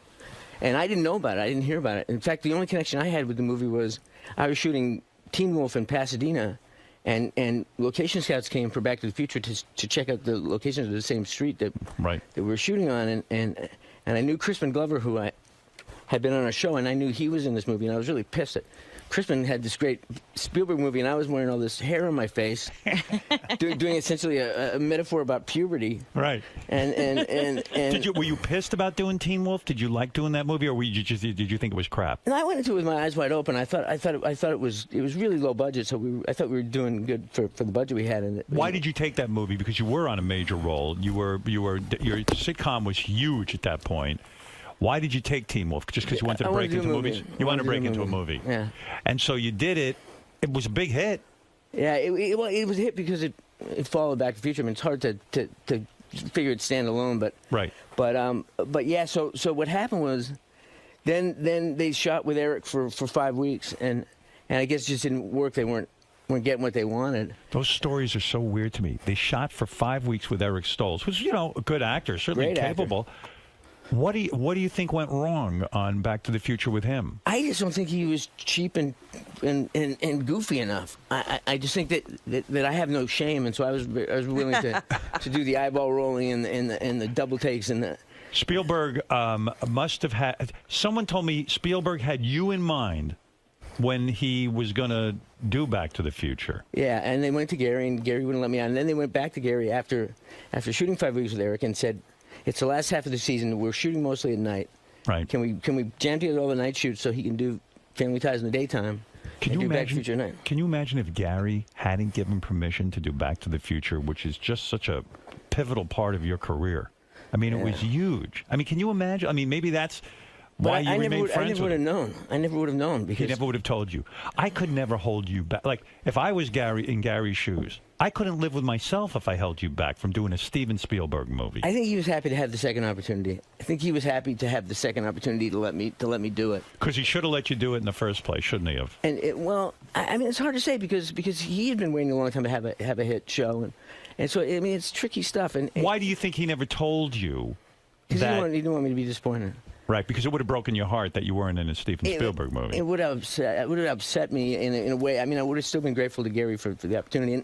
And what I said to Gary was, I won't let you down. I'm not going to do this movie and have it do well and then bolt. Right. I mean, I'm going to stick around. And I stuck around for 7 seasons. Yeah, you did, which was really good of you because after a success like Back to the Future, and it's a franchise picture, and probably at that point in your life, when that movie comes out and it's huge, everyone in Hollywood probably wanted you for films. Most people would have done a really scummy thing and split the TV show. It never occurred to me because Gary was just so good to me, and it was. I remember even thinking, like, what the hell is he still doing on that show? Like, he could be there's a big movie star on TV. Yeah, right, yeah. What's he doing, you know? Yeah, I had to delay running my film career into the ground. What do you mean? Did you run your film career into the ground? Do you think you played it wrong? What happened was I got all muddied by my diagnosis. Yeah. I panicked and signed a 3-picture deal, and then didn't have a choice of movies I wanted to do. And you mean you got the diagnosis for Parkinson's? You told you have 10 good years, yeah. And so you said to yourself, "Shit, I better do as many movies as I can now and pack it in." Yeah, and then I realized that wasn't the best strategy. But I was never one of those guys that, like, people talk about their career. Yeah. And career. I mean, I was an actor. I was a schmuck. Right. You didn't think it all through. Yeah, Was it some master plan? It was like if I was smart, I wouldn't be telling Mallory to get off the phone. Yeah. But if you, you know, in a way, look, we all don't know how much time we're going to have with anything. Right. So the Parkinson's forced you to make a bunch of quick decisions. Yeah. I'll grab everything I can at that point. Because of the position you were in, you probably could have taken your time and picked and chosen a bunch of different things. But I remember a couple of really good movies after Back to the Future. Yeah, there were some good movies. Yeah. It was a strange time because, like I said, the guy told me I had 10 years left to work, and I didn't know. What a terrible thing to go through. Well, it was funny. It was like being the analogy I was making is it's like being stuck in the middle of the road with like, cement feet, and a bus is coming, and you don't know when it's coming, and you can hear it, but you don't know when it'll be there, and you don't know how hard it'll hit. And then I realized it was stupid to I mean, eventually over time I realized it was stupid to be waiting for that. That I should just go on with my life. But you didn't know that then. I mean, how would you know? They described this sort of weird sentence. You're gonna like, who knows? This is gonna screw you up, and it's gonna happen. And so right away you panic. Did you go into therapy right away? I'm talking about psychotherapy. A couple of years later, I did. You waited a couple of years. Yeah. Well, I quit. It's hard to explain. My first reaction to it was to start drinking heavily. Did you? I started. What's heavily? Well, I mean, I used to drink to party, but then I was drinking alone and just drinking to just not be. Every day? Every day. So you were self-medicating? Yeah. And then I quit that, and then... How did you quit it? Did you go to AA? Yeah. Oh, you did? So you went to meet, like someone said to you, look, it's getting out of control. Yeah. And you probably were like, well, who the fuck cares? I've got Parkinson's and my career is Well, like... no, I mean, all I had to do was put it in context of my family. I had a young son, and I was married, and I didn't want to screw that up. And so then... Once I did that, then it was about a year of like a knife fight in a closet, where I just didn't have my tools to deal with it. But then after that, then I went into therapy, and it all started to get really clear to me that. What did you learn in therapy? Like, how did it get cleared? Like, hey, this isn't a death sentence, and I can have a life. And it's just one. Just take one day at a time. Just whatever happens, don't project. Don't. And the other thing is like when you said to people like, get all. They don't know how to act. Right. After a while, I figured out that it doesn't matter. I'm just who I am. But were you embarrassed at first? Like when you couldn't control your body, when you couldn't control, let's say, your handshaking or something, were you embarrassed or ashamed? No, I was just frustrated. Frustrated, yeah. When you were sitting out on the sidelines, like, okay, so you decide, that's it, I can't act anymore. You walked away from show business. Was that torture for you? I mean, because you love acting. Yeah, it felt kind of like it just felt helpless. It just felt unfair in a way, but I don't know. It's hard to explain. Well, helplessness is the worst feeling ever. Yeah. Like when we feel, we're under some sort of magical illusion that we're not helpless, and then it happens, and you just fucking choke, and you go, I'm in a situation now where I'm useless. I can't do anything about it. And that's when it happens. That's when it gets better, because then you realize I don't have any control over this. I don't have, and so fuck it. just be happy for what's going on, and then things started to really turn the other way. Then I got my marriage got great, and my career. I started to. Why did your marriage get great? Because all of a sudden you realize, wow, this person really has my back. She's like with me. Exactly. Yeah, like I really appreciate her for maybe the first time. And people have this idea. Did you expect that she was going to take off the moment there was trouble? I didn't know, but she said she was in, and then I didn't believe that she was in. Right. And then it became clear to me that she was definitely in. She had my back, and she's been amazing. But people have this image of her that she's like this rock. And she's not like this stoic champion. She's like this cool chick, dude, who could have bolted, but she didn't. I think that's what people don't get about relationships. Yeah, especially guys in Hollywood. You realize that there's tons of women out there and trading in and all this. But if you have a woman who really cares about you and loves you, there's nothing better than that. And laughs at your jokes the 19th time around. We make the same joke, and Tracy says I'm on a loop and it's getting shorter. How's this affected your kids when they saw you going through this in your life? Because, you're sitting at home going, shit, I'm a major fucking actor. And now I'm like in self-retirement. and I'm a young guy. Well, my son was really young when I was diagnosed. Yeah. And my daughters were actually, my twin daughters who are now 18. When they were born, that was when I was on the upswing, when I was feeling good. And it was so cool because it was one of the big decisions with Tracy and I was whether to have more kids. Right. And then we had more kids, and it turned out to be twins, and it was just like this great affirmation. It was like, well, cool. And then they've grown up with it their whole lives. I have an 11-year-old, and so I'm just shaky dad. Right. They just know you that way. If you ask them to describe me, I think one of the last things they'd say was I had Parkinson's. Is it physically painful, or is it just like? I mean, I don't know much about the disease, honestly. It's not physically painful like itself. I think if I have a rough day and I'm like contorting into strange positions after a while, and my muscles kind of like complain. But right. All in all, I mean, is it exhausting? It can be. Right. But everybody. The thing that I learned and the thing that I like about the show is that it's about the fact that everybody has their own bag of hammers. Everybody has their own thing. When you decided to come back and do a TV show, were you worried about your health? Were you like, you know what, man, this is going to be a grueling schedule too? Because doing television on that level, and you're the star of the show. Yeah, I was a little concerned about it, but I thought about it. I've been doing like The Good Wife and other shows. Dennis Leary's show I did. Yeah, Dennis Leary's your good friend. Yeah. How close are you with him? I've known him for quite a while. Yeah, good dude. How'd he get to be your friend? Yeah, well, how come I'm not your friend and he is, really? I mean, don't you think I should be your friend? Yeah, you're really. my friend. You're my friend. Yeah, but you know. I just known him for a long time from how do I know him? Yeah, how do you guys hang out? He maybe you don't know him. Maybe you just started hanging out. Maybe it isn't Dennis at all. Maybe it's some other guy.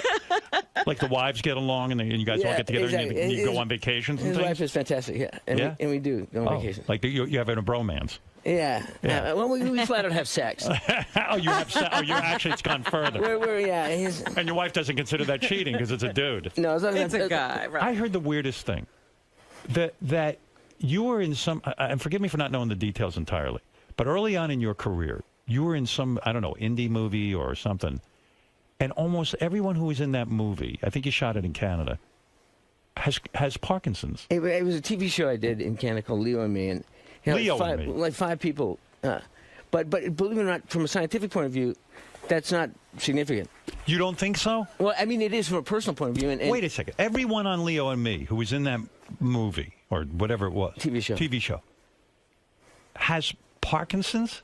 5 people out of a crew of however many, and it's definitely like something.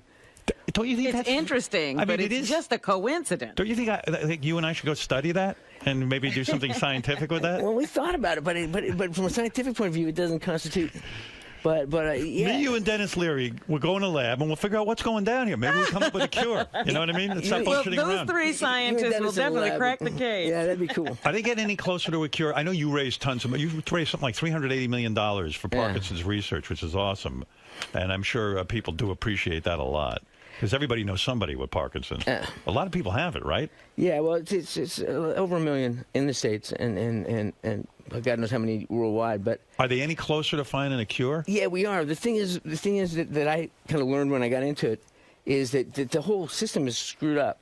Yeah. And so we had to kind of reinvent the way it's done. Because people don't talk to other people, scientists don't share research. It's like silo. It's like academic piles on top of government, piles on top of pharmaceutical, and it goes straight up and it doesn't go forward. So frustrating, right? So we're trying to find a way to tip the silo over, make it a pipeline, and get information moving through. And we're really doing a lot of.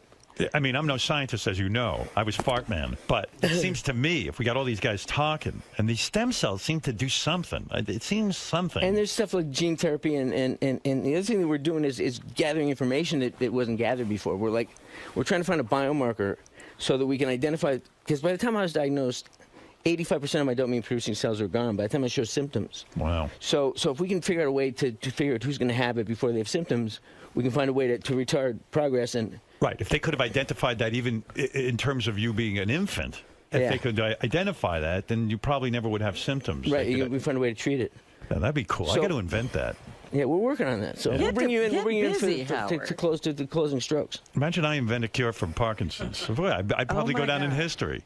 finally people would accept you. So the Michael J. Fox show, did you want to call it the Michael J. Fox show, or was that is that a little intimidating? It was a default thing. It was just like anything we called it, people went, "Oh, that's a Michael J. Fox show." Right. So we figured, yeah, might as well go with it. Might as well go with it, and I think they figured like they're paying for it, so they might as well call it that. What are we looking at in terms of competition? Anything major? 2.5 Men. You could beat them. Hey, wait a second. That's sort of weird. 2.5 Men. Yeah, they're ready to be knocked off, right? You could do it. You're the king. I have a hard time thinking of TV as a blood sport, but it is a blood sport. It is, so I isn't might as well it? get used to it. Oh, it's awful. And so we're at to kill them. Will you check the ratings the next day? Yeah, I'm actually going to be traveling, but I'm sure they'll call me and say, your career's over. you're out. Remember that retirement you took? Well, you're back in it. You've done yourself what Parkinson's couldn't do to you. Yeah. And they shoot this thing like you got to memorize a whole script every week, right? Well, but we shoot one camera film, so you do. We take each scene as it comes on and then knock it off, and we don't do it again. Whereas like with 4-camera film, you rehearse it all week. And who's your lead in? The Voice? Our lead in is going to be 𝙨 Saves the World. 𝙨 Saves the World? Does that do well? It's new. Oh, it's new. Yeah, I was going to say nobody knows what that is. You got to follow The Voice. Yeah, that'd be good. Yeah. Well, I'll make some calls. I know all of them. They love me over there. Once you get the Parkinson's thing figured out, then yeah. First, let me straighten out your TV career. That's way more important than curing Parkinson's. Yeah, it's an immediate concern. Does Parkinson's make reading really difficult when you have to read your script every week? It makes reading the newspaper hard in the morning. It's like rattling and. Ay. But you get used to it. I mean, you just. What a challenge. Sex still good? Sex is great. That doesn't ever get affected. No, that's. I mean, the only thing I always say, the only thing about sex is deciding who's going to be the agent of motion. Yeah, who's moving faster? Yeah. But yeah, right. You get some new moves, I guess. Yeah. And what about the kids? Are they going to be? Do that again? I can't do it again. That just happened. That was spontaneous. That just happened. Yeah. Do the kids want to be actors? My youngest probably, but my older ones no. My son Sam is got a job in kind of quasi real estate and he's doing real estate. Well, he works for a company called One Fine Stay, which is sets up luxury houses for people that travel. So if you got a big apartment on Fifth Avenue and you want to stay in London, and they'll hook you up with an apartment in London, and you can rent your apartment in New York. And are they afraid they're going to get Parkinson's? There's a biological component, right, that can be passed down genetically? They don't. Genetic. They don't have it. They don't have the gene. We know about a few genes that LRT2 and alpha-synuclein, and they don't have. Thank God. Yeah, it's cool. Yeah. So the show goes on. I hope it's big and successful for you. You're such a good guy. I mean, it'd be great. And you, and so let me get this straight. It's the Michael J. Fox show, but it's about you as Michael J. Fox leaving show business and then having to raise a family? Well, it's about me as a character named Mike Henry, who's a news guy. We wanted to find a way to be famous, but not be like ultra famous. And like in New York, people know their local Chuck Scarborough, whoever. They love the local news guys, and they're kind of revered. Yeah. And so he's one of those guys. And the story is he was doing that. He got diagnosed, and like me, he said, "Oh, I got to change everything." So he left his job, and then 5 years down the line, he's like, "What am I doing? I'm driving my family crazy. I'm at home. I'm not doing anything. Right. And I might as well do my old job." So he goes back. Oh, so he goes back. Yeah. Was NBC nervous hiring you because they were afraid you were ill or it wouldn't go over because you had an illness? I'm sure there were some insurance issues, but are there really? I mean, I'm sure that they had to buy some insurance, but no, they were great. They've been great to me. That's great. And the great thing is, like, as long as I play a guy with Parkinson's, I can do anything. Right. I just can't play a guy who doesn't have Parkinson's. I can play any kind of guy. You could be Batman with Parkinson's. Yeah, exactly. I'd watch that. I don't give a shit. I can be Hamlet with Parkinson's. What an idea. Michael J. Fox. Check it out. Oh, here, a couple of people want to talk to you real quick. I don't know. I heard you had a timeout, so I have to make sure I hit that. Scott, go ahead. A time limit. A time limit, yeah. Hey, go ahead. Hey, Howard, it's great to be on. I recently got diagnosed with Parkinson's, and I was in the pesticide industry for about 15, 20 years. And I was wondering if Michael J. Fox's foundation has done any research on that. Don't you think that everyone who gets it, the part of the process you go through is like, okay, now I got to figure out what caused this. Why. Yeah. Was it the movie? I mean, you probably went, hey, wait a second, that TV show I did in Canada, everybody got Parkinson's, or you start to go, I work in the pesticides.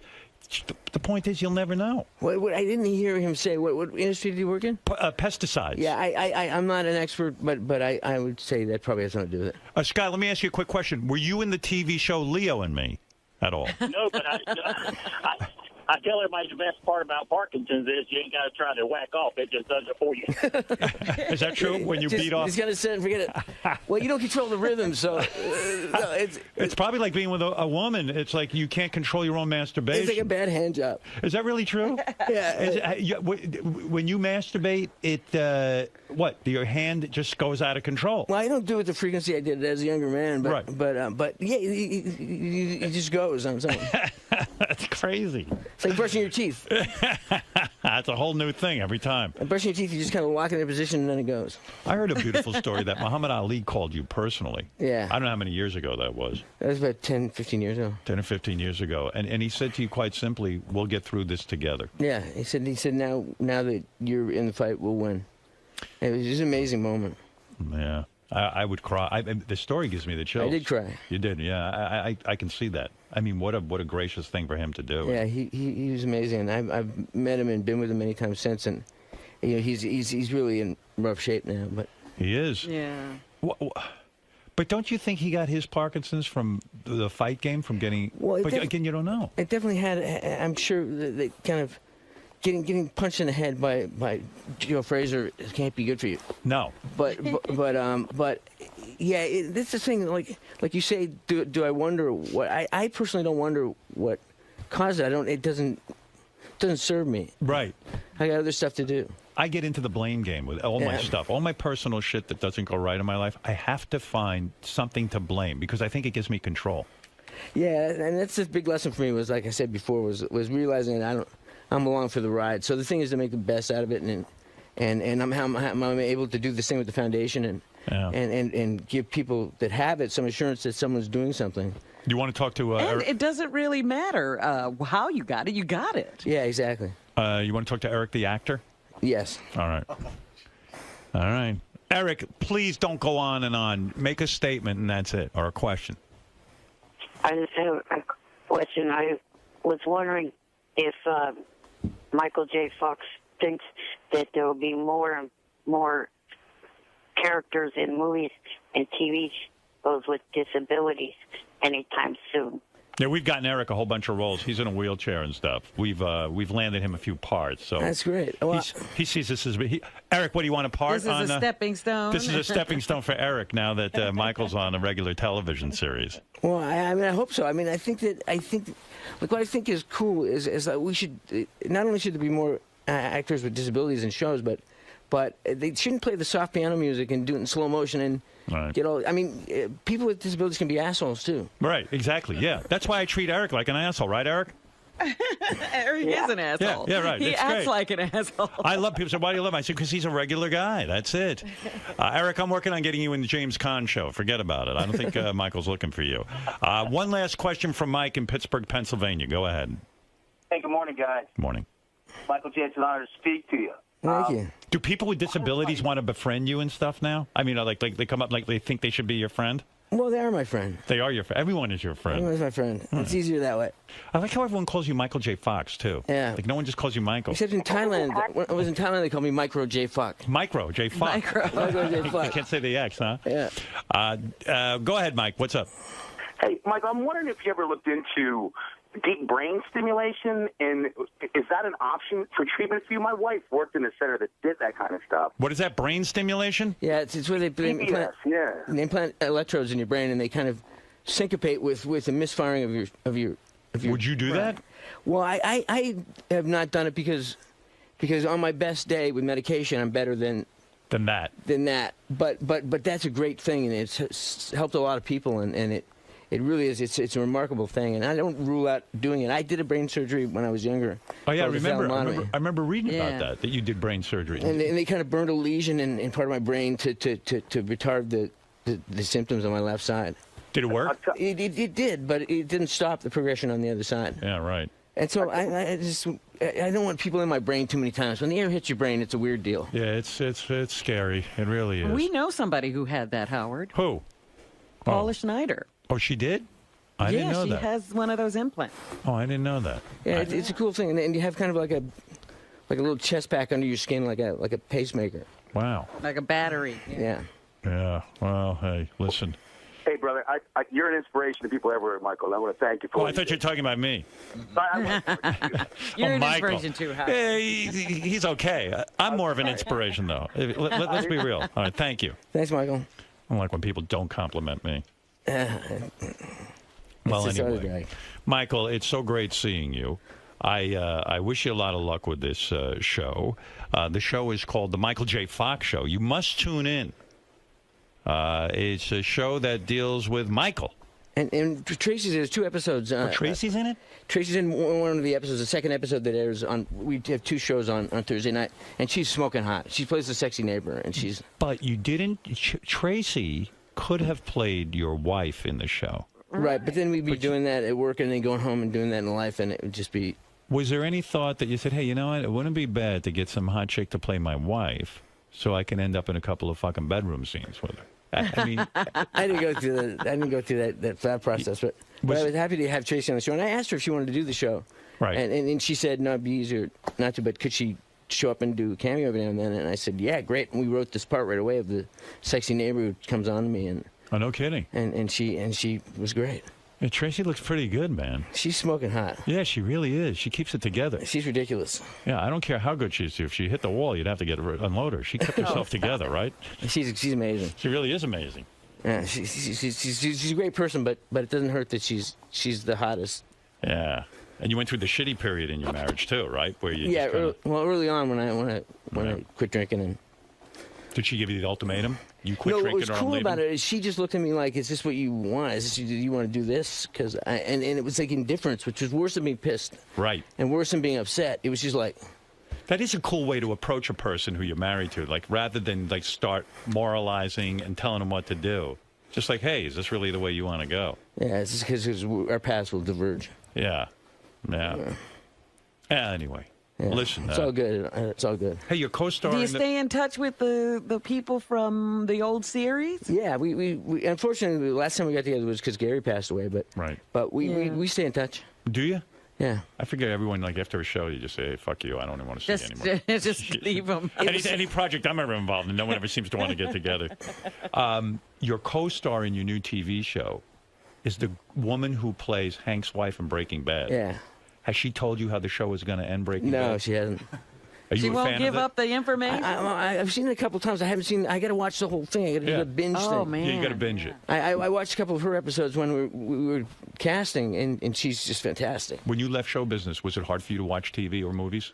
I didn't think about it much, but I didn't watch a lot. Right. So you're right. I mean, there was some connection there. Yeah, because I mean, What do you do when you don't watch movies or TV? Yeah, because we couldn't function. You try to synchronize your masturbation. Yeah. Listen, that probably took you a long time to figure out. I went into the desert for 7 years and figured out how to masturbate with Parkinson's. Right, like if you're having a bad day with Parkinson's, you could actually like kind of smack your penis like with it, like with your hand and hurt it. Let's put this puppy to work. Let's get this guy on the job. Are you still involved in AA? Because if you're in it, I'll go just to see you. I go to meetings every now and then. But tell me where those meetings are. Are there more famous people like you too? A couple of famous people. I can't. You can't even say. But it's supposed to be anonymous. Give me a wink if there's famous people, and I'll just go check it out. You know what I mean? Yeah. Okay. I'll give you a call. I'll say you don't believe who's here. Get down here right away. Bring your autograph book. Yeah. Right. Yeah. I want to just go to a cool meeting. Take some selfies. I remember when Sam Kinison was in AA. He'd come in the studio and start telling us who was at his meeting, and I go, Sam, you're not supposed to do that. He goes, they don't care. I go, no, they care. Sam was amazing. I remember being at Sam's house one time, and it was above the Sunset Strip, and he was standing on the balcony. He had his arms crossed, and he said, "It's like house sitting for God." Yeah. Well, I remember when I was over at that same house, and he had a pool, and he couldn't believe he owned a pool, and he was actually renting that house. Yeah. And he looked at it, and I look at the pool and there's steam coming off the pool like a tea kettle boiling. Yeah. And I go, Sam, what are you doing? He goes, I keep the pool at 100 degrees. I love it hot. And the whole pool, I mean, I can't even imagine the money that was being wasted going up in the air because it wasn't that warm in L.A. that time It of looked year. like the cauldrons of hell. I remember that. Anyway, Michael J. Fox, check out the show, and you will see Michael with his hot wife playing his hot neighbor. And I hope she's nude in it, even though it is. We worked on that. Next hot episode. outfit, yes. Thank you so much for coming in. We're going to take a break. We'll be back right after these words. Thank you, Michael. Thank you. All right. Thanks, everybody. So, Michael, I know you mentioned you run into Howard every now and again on the street, but to sit there across from him, watching him do his craft and interviewing you, did it differ from what you expected going into it? It was really like sitting at the feet of God, of Buddha. He was great. Howard is a genius and a great guy, and it was really a pleasure to be on the show finally after all these years. What do you think makes him such a great interviewer? He's a great listener. And I mean, that's the secret to it. And with all the stuff that he's doing, he's saying something, he's actually listening, he's got to calculating the last thing you said and figuring out what to say back, and it's always smart. And I'm just a fan. Do you think he's misunderstood in the public eye? I don't think he gives a shit. Which is the way to go. If you don't give a shit, no one has any control over you. That's right. You know, Back to the Future is my favorite movie. Cool. Love them, watch them every night. All through training camp. You got a few TVs, so you see in your house. I like when the guy get rich. Yeah. Yeah. Get rich, get the sports book and get rich. I have the sports book, and you win every fight.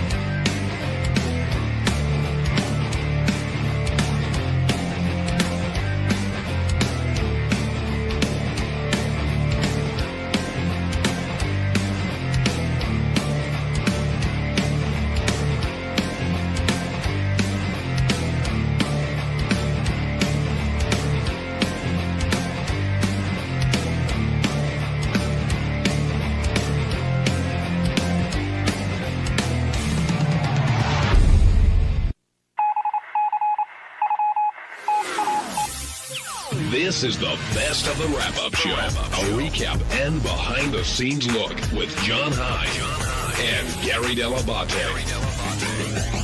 The best of the wrap-up show begins now. Hey, it's Gary Dell'Abate, Baba Booey.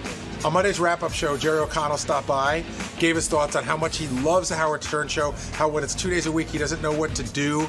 Also talked about when he talks about stuff on the show, does he get in trouble at home? A lot of that stuff, so that's what we talked about. That guy's wearing my shirt.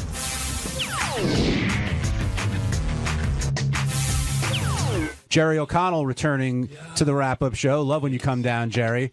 So JD will be on the red carpet with Beth tomorrow night at this premiere. What are the do's and don'ts, Jerry? What should JD? Is there anything he could do to make himself stand out, or should he blend into the background and let Beth take all the photos?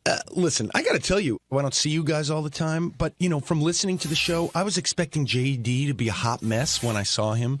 The guy looks fine. He looks great. He's like got a kind of hipster vibe going on with his frames and everything.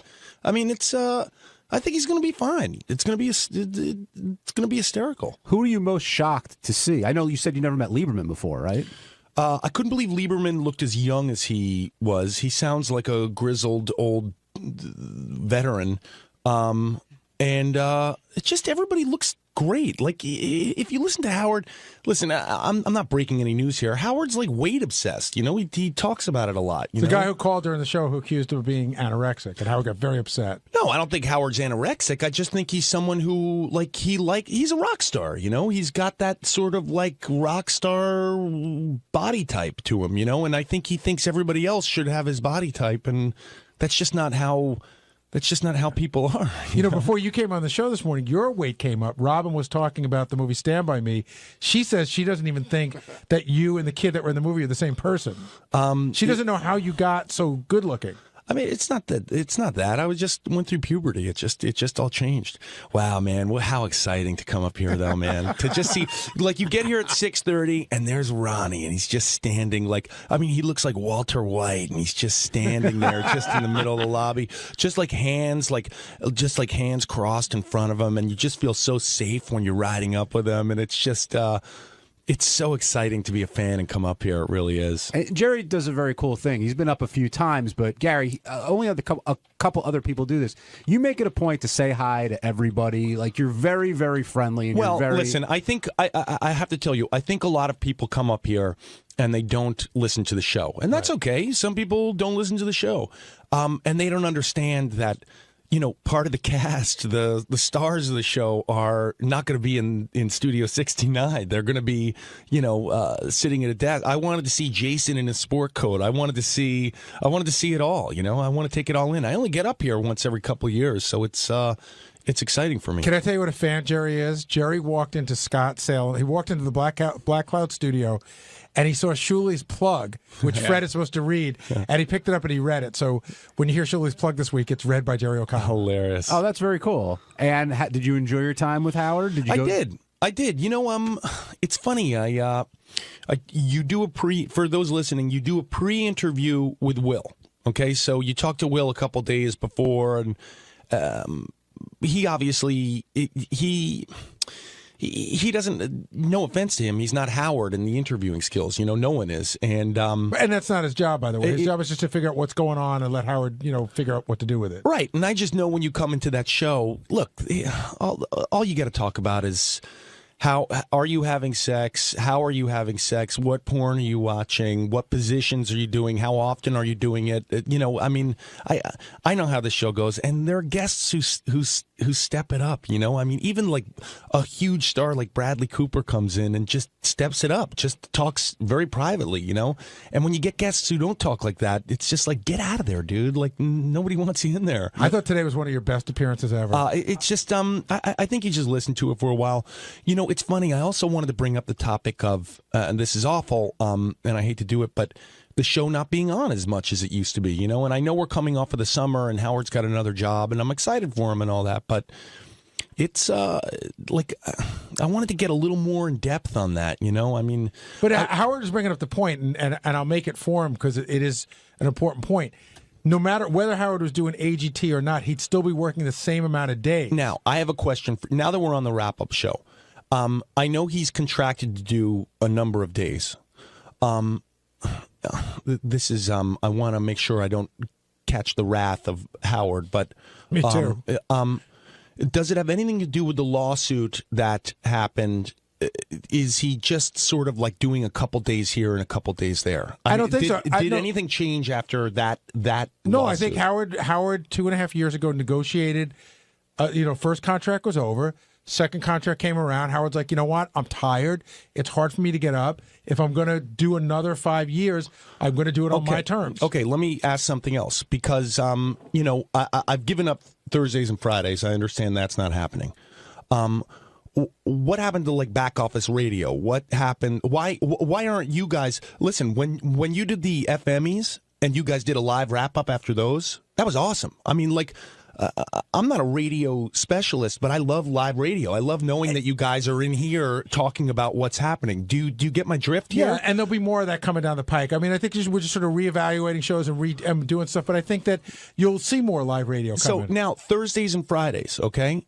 Geek time aside, why don't you guys come in here and do an extended wrap-up? Why don't you do a live show on Best of the Week? Why isn't it live? It might be, but also one of the things that's important is that we work on the shows for the days that we're doing. It's important that we spend a lot of time getting at the reason why the guests are better They're is amazing. because we're putting a lot Gary, of work into it. And by the way, I should have started this all off by saying the guests are incredible. I mean, it's incredible. And it's a group effort, but I'm saying that we've made a real effort to do that, and that just takes time. And you're asking things that are going to make you disappear. No, these are all great questions. I listen like everyone else. I get it. And I know I'm not alone. I read message boards. I know I'm not alone, and like especially over the summer months, it's like, what the fuck is happening? Like, when is this coming back? Because you have to change. It's like it would be like pulling up to Starbucks in the morning and it's closed, and you're like, how am I going to do the rest of the day? Like, where am I? I have to go to the deli and get that shit coffee that they just drop a Sharpie in a pot of water. It's like it's not getting. Your routine is fucked with.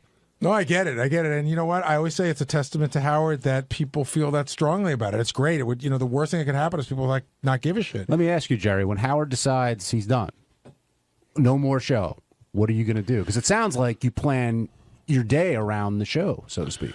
I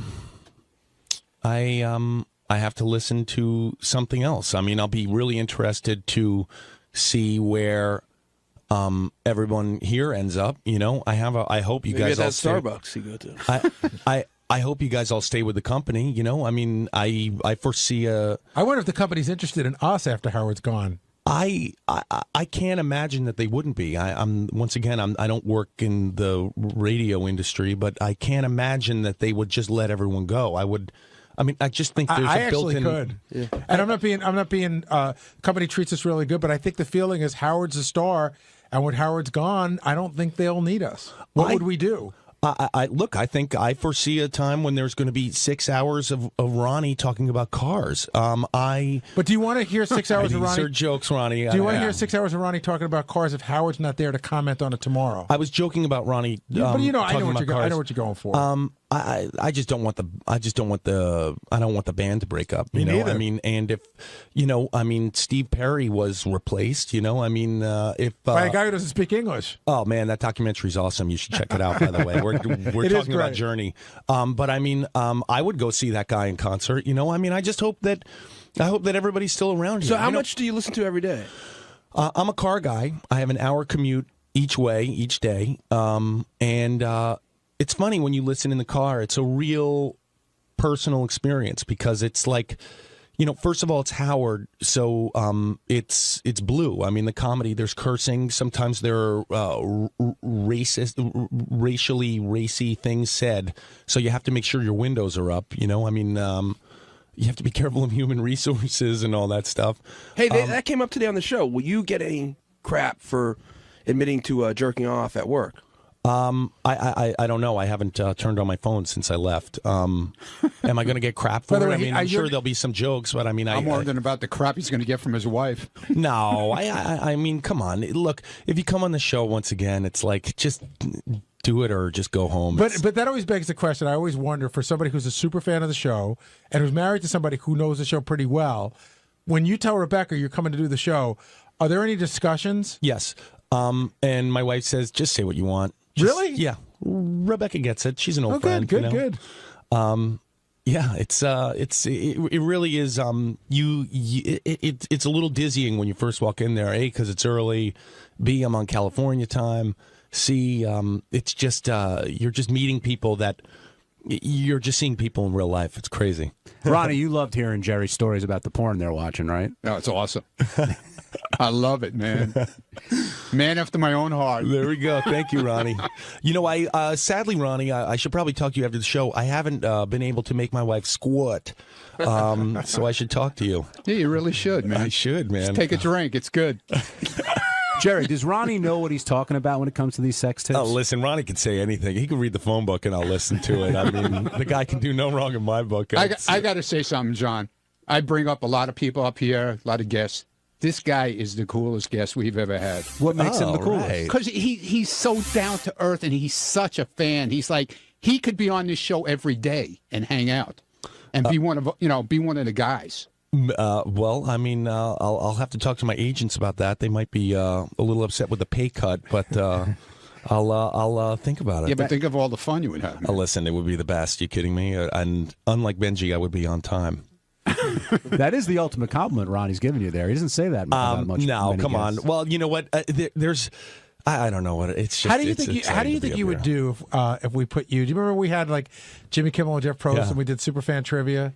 Yeah. How would you do on that? You know, I got to tell you, I'm more of a satellite guy. While I listened, I'm from the tri-state area, so I listened growing up. I have to say, I really didn't get into the show until it came onto satellite, which I can't explain it. It was something different. It is something different. I mean, it kind of changed.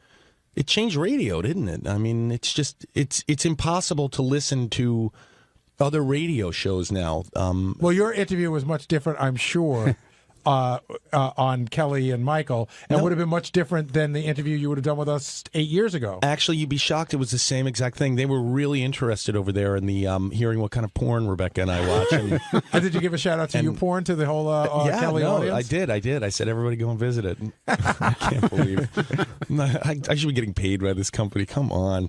Hey, Brian. Hey, what's going on? Yeah, I got to give O'Connell a lot of credit, Jerry. You know, you really are one of those guys. You're one of those fans. I was in a meeting and I saw you on that Michael Strahan and Kelly Ripa show. Oh yeah. And I turned on the radio. Next thing you know, you're back on. I got to give you a lot of credit for that. Listen, it's really fun to come to the wrap up because when you're in there with Howard, you're not careful about what you say. You're on your best behavior, and I love the wrap-up show because it's people are allowed to say things. I'm not saying people are controlled around Howard, but you're on your best behavior. Everyone in this room is, right? I find the wrap-up show for some reason less people like you, less like guests, and more like people that work here. For the longest time, people come down to the wrap-up show as if Howard's not going to hear what's being said. Well, that's my favorite thing about the wrap-up show. Gary, don't give it away. No, well, it's not. You're not in the presence of greatness. People come down here and grow balls. For me, it's 100% true. I'm not as comfortable in the studio as I am in here, and it's. I think for me it makes it more fun. Yeah, and by the way, Benji, it's a joy to hear you on the wrap-up show because, and sometimes Howard's right in shutting you down. You don't want to go into the Benji vortex, but it's just fun to hear everybody here. It's like you don't have to go to therapy after doing a show. You're one of those guys who you like the more peripheral the character, the more fun for you. Like, who do you think is the most peripheral person you know on the show? Oh, that's cool. Like, do you know our director? Sure. Do you know who this guy is? Like, right there running the board? No, it's not Teddy. No, but it would have been where Teddy is. And you do know that it's not Teddy, so that says something. Right. Could you pick Ben Bardo out of a lineup? No, Howard can't do that. That's Al Ragone, by the way. I don't know people's faces. That's true. I want to tell an amazing Howard story that I didn't get to today. This summer, I did something for CBS, which is the show We Are Men. That's what it's on. And it was this summer. And Robin Thicke was doing the appearance with me. And they brought me to a room, and there was Robin Thicke. Just before or after he'd done our show? This is after. Okay. And here's a guy, arguably the biggest star of that month, right? I mean, the biggest song, all that stuff. And it was right after he had done his interview, maybe a couple days after here on the show. And here's a guy I would have nothing in common with. I'm not in the music industry.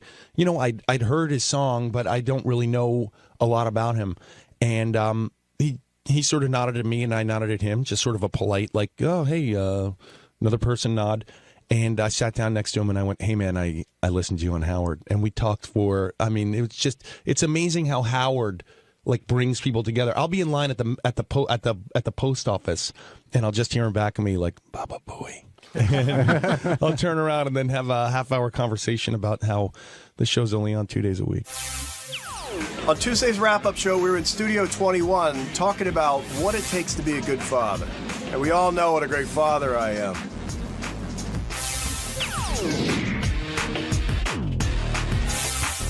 The one thing I will always say about Mad Dog is he's got more energy than almost any guest that comes on this show. Well, he's passionate, and he's as passionate about how the Patriots are handling Hernandez or what's going on with A-Rod as he is about how many push-ups he can do or going to see Bruce Springsteen 150 times. Yeah, he's always fired up. He's always high energy. And I liked how he talked about, the new deal he has, what happened, how he took a pay cut, how he made up for it with the MLB show that he's got.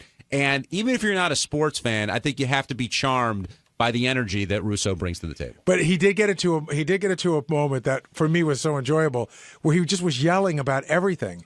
He was yelling about the Patriots. He was yelling about JD. Come on, what are you doing? That's Mad Dog. That's what he made his bones with. By the way, he's one of the nicest guys that comes up here. Yes. And not like a bullshit guy.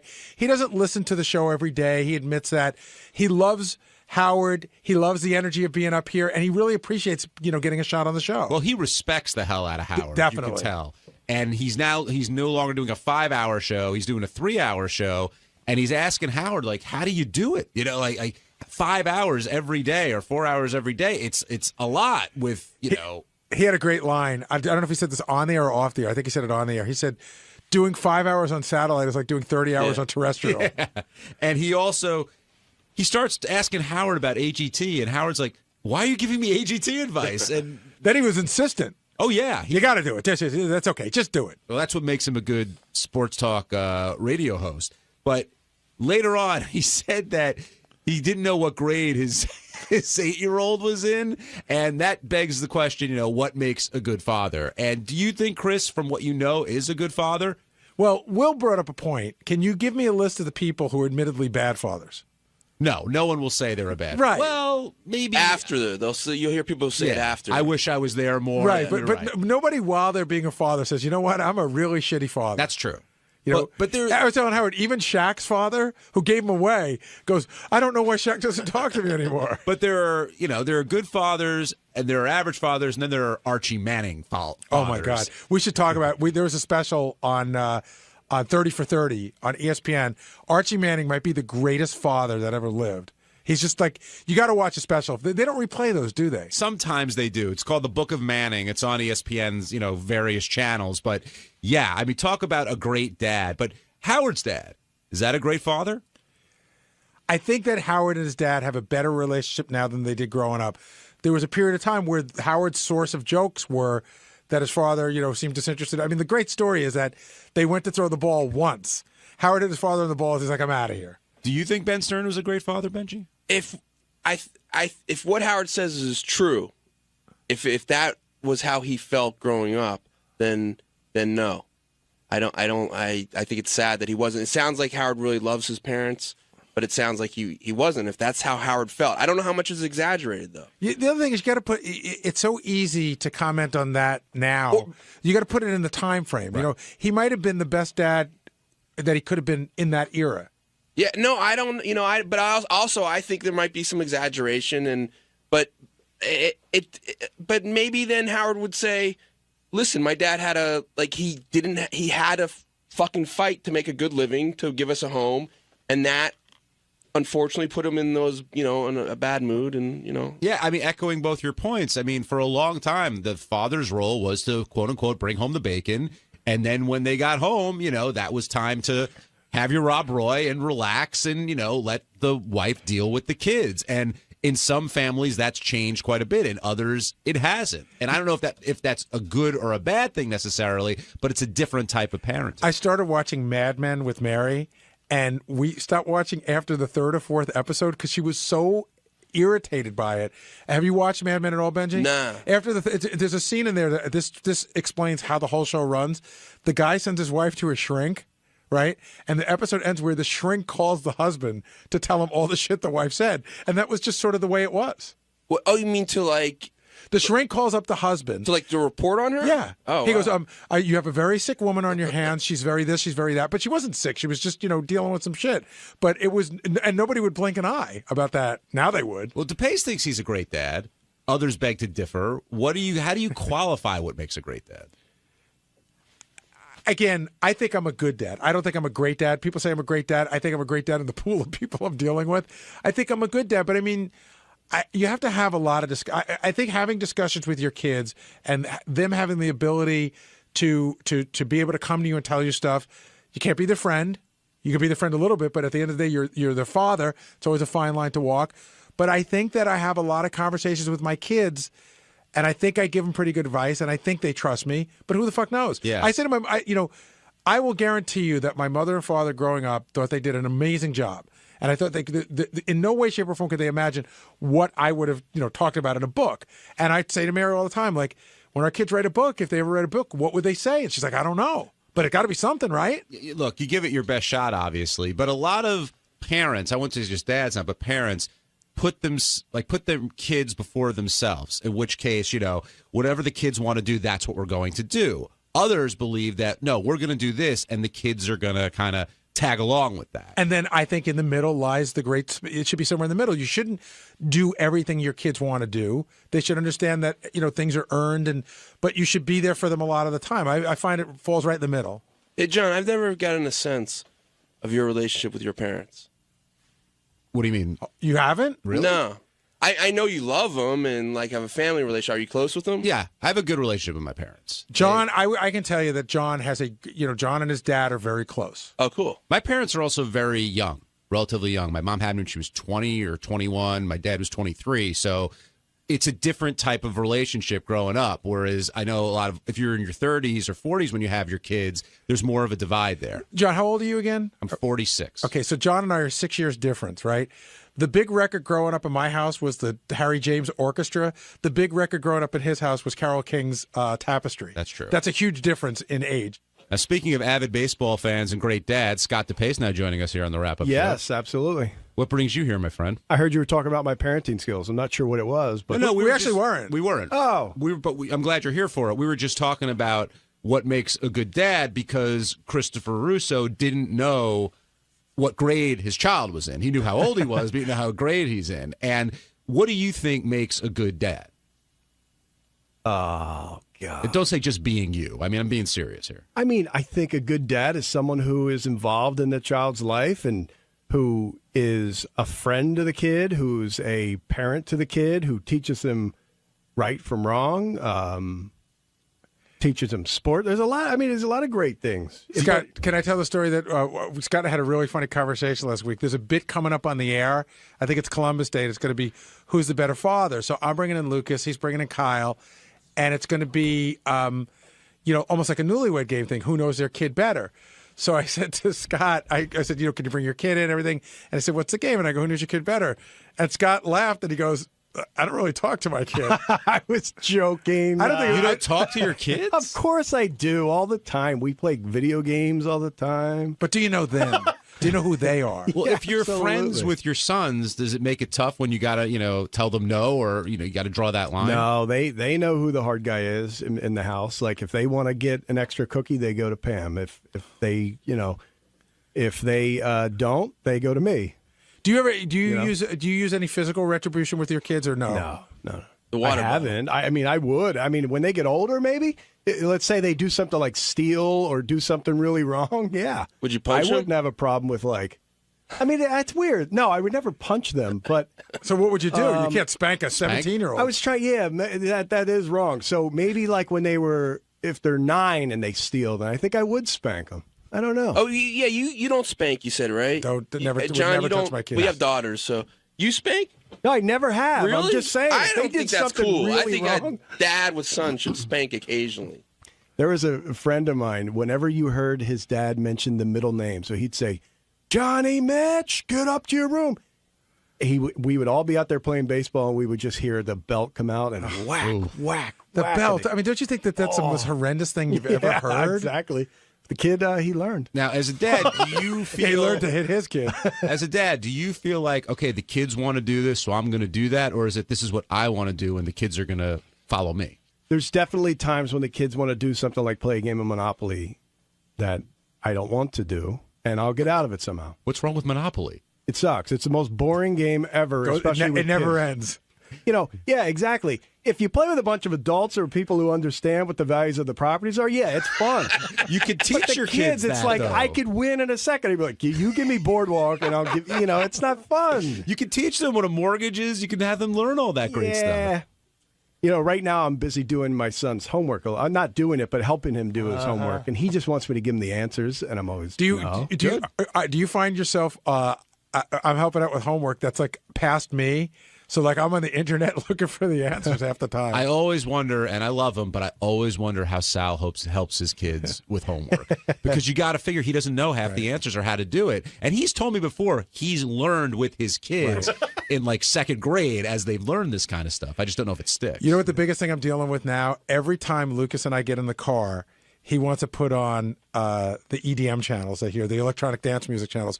And some of the time, some of it, he's turned me on to some stuff that I sort of like, but there's just some days I'm just not in the mood, but it's like such a big deal to him, and I let him. And then some days, if we're on a long car ride, I'm like, all right, you got 20 minutes. Now I get 20 minutes. Put on the 80s channel. I'll put on classic vinyl, and they get pissed off, and then they want Hits 1. So my kid he'll program all the stations to be Hits 1 when I'm not looking. Oh, you guys have no idea what it's like. You're saying that BPM is way better than Taylor Swift? You like Taylor Swift? I've reached a compromise. I'll get to Tay-Tay in a second, but I've reached a compromise where I'll listen to the Blend and the Pulse. Those are two that I can stomach. But if they put on Hits 1 or that Countdown or that crap, I turn it off immediately. Joe, I can't listen to it. What's the in your whole life with the two daughters? What's the event that was like really almost intolerable that you had to sit through for a long time? Whether it be like Disney on Ice or a concert, what was it? Dance recital. Well, dance recitals are different because you know they're going to be bad and your kid's involved. You mean like attending a concert, that kind of thing? Yeah. Well, first of all, when I go, I would bring my iPod and I'd put my headphones in so I didn't have to hear it. But the worst one was probably the Hannah Montana Jonas Brothers concert. But the crazy thing was, when the Jonas Brothers went up, you look around, and it wasn't the kids. Right. It was the moms who were way into the Jonas Brothers. And they were like 14, 15 years old. But I remember sitting there and looking down on the floor and seeing another dad. And we kind of locked eyes and we were just like, oh boy, like we just got to. But that's something that I did for my girls. Do you ever have dads that are like too into it and like you're kind of like weirded out by it? There's some of them too, but I won't talk to them. John and I have talked about this, and there's a video which used to be on a VHS cassette. It was Barney live from New York, from Radio City, and the thing that's funny about it is you watch it 1,000 times because your kid would just hit rewind.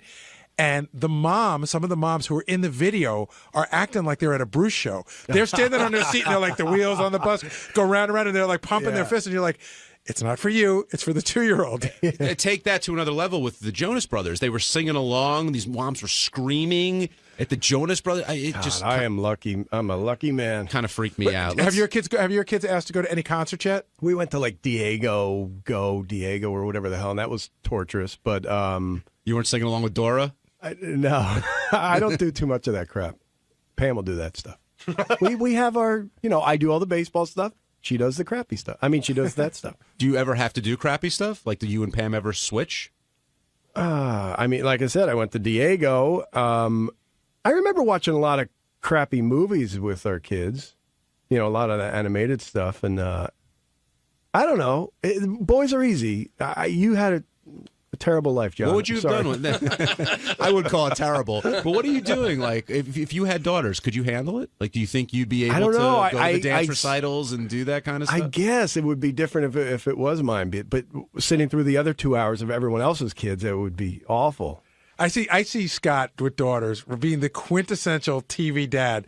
The daughter's like, I think something's going on in my body. Oh, call your mom. Don't want to know about it. I agree with that. Video game wise, I don't even know if I could change a girl's diaper. I think that would be weird. Why couldn't you? Odd. I don't know. I'd just be like, come on. Like, I don't know. There's less in the way. I mean, it's easier than changing a boy's diaper, I would think. What do you mean? Because it's like you'd feel to be inappropriate?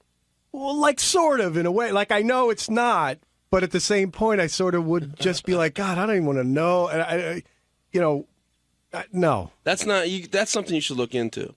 Well, maybe. Because that's not a. I'm not saying no. I'd be afraid of getting the kid sick and so like if you. How would you get him sick? If you wipe the wrong way. Oh yeah. Can't you get an infection down there and shit like that? Yeah, so you'd learn to wipe the correct way. You're a smart guy. I know I get over it, but right now, not having any girls. Well, you should get a little infant girl for you to take care of. Bob Saget actually does a very funny bit about that. That's so filthy, I won't even repeat it here. One last question before we take a break. Are you a Grand Theft Auto guy now? That just came out. That's like sold a ton of copies. No, that's never my thing. But JD put a nice video up yesterday. Did you see that one? Where the two kids were fighting over the last copy of Grand Theft Auto, and they had a big fist fight in like a Walmart. Do your kids want to play it? Do your boys want to play it? No, they're into Halo, and I'm into Battlefield. And then we both will play some sports games, baseball and football. Do you guys have any kind of moral problem with Grand Theft? Yes, but you can't win. GTA 5 is a huge thing in my house right now. Lucas is on it night and day. Because it glorifies like he's a thug, right? Lucas. Jeez. Yeah, he's a blonde-haired, blue-eyed thug from Connecticut. It is, but it's you can control it. I mean, I could say don't do it. You know, when you have older brothers, right? There's a lot of stuff that they're doing that you can't keep the younger kid away from. It's just part of it. So, like, that stuff's always been around, but we have conversations about it. But don't come down to the table and say, hey, you know, I just pulled off a heist. I ran over some guys and, you know, got the gold. But see, you guys have you played it at all or no? I've seen it. I mean, I know I'm not stupid. It's not like I don't know what's going on there. I mean, from Battlefield and Halo, when you pull a sniper rifle out and shoot someone right between the eye and you feel it and boom, and you see the guy drop to the ground, it's you get something out of that. And I can only imagine what running over someone in a car is like. You can also get lap dances in Grand Theft Auto 5, by the way. Would you have any different in comfort level between that and like porn? Well, the only thing with porn is I would say it's not like, oh my God, if he sees it's going to fuck him up forever. I don't know that he's ready for it mentally. And I mean, what kid is? He's ready. I mean, do you think he has? Oh, I would think so. Yeah, I mean, listen. At 15, were you looking at some version of porn? You know, whether it be magazines. National Geographic. I remember we had a magazine, me and my buddies, that we had in the woods, but I don't know how old I was. I think by the time you're 15, I mean, I remember being like 12 or 13 and finding my cousin's Super 8 movies and just holding up to the light, you know, with my. But I mean. Yeah, I'm sure that's going on, but but it's not something I would be like, oh, that's cool, do what you want. We're probably like the last generation, like if they do digs, of people that have like magazines hidden in the woods, like physical hidden stashes. Yeah, I actually no longer, and haven't for ages. Even in my office, I had a whole stack of them, and Richard and Sal went down this way too. I'm completely purged of DVDs, of porn DVDs. It's a digital age. On Wednesday's wrap-up show, we talked about Robin returning to the studio after a year and a half and how great it was to see her. And then the conversation quickly turned to JD coming off his big night last night. No, not watching the Pirates and the Reds, but attending the movie premiere with Beth and making sure that everything was okay with Howard's wife. Here's how that conversation went.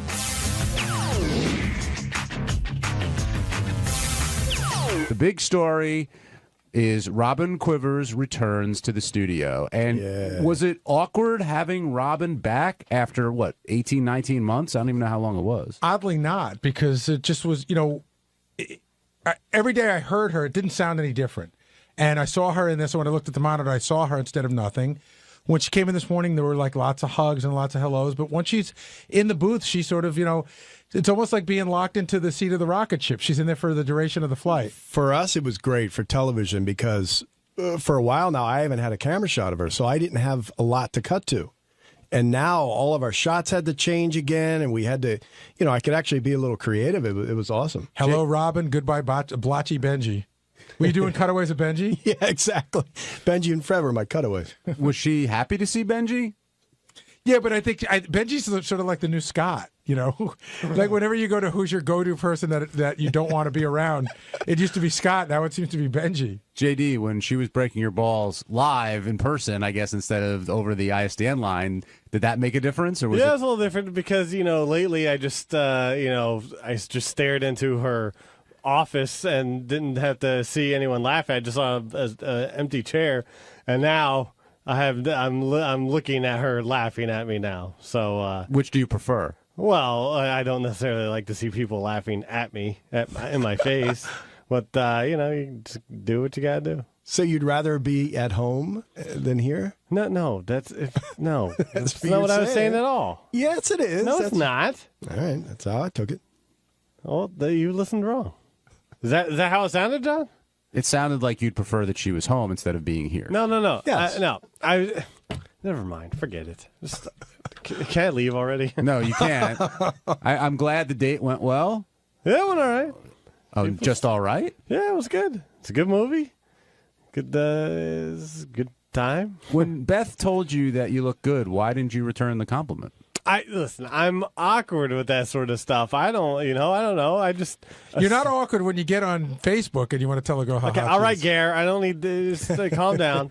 Listen. You want to parse your words with certain people, and I don't want to say the wrong thing at the wrong time.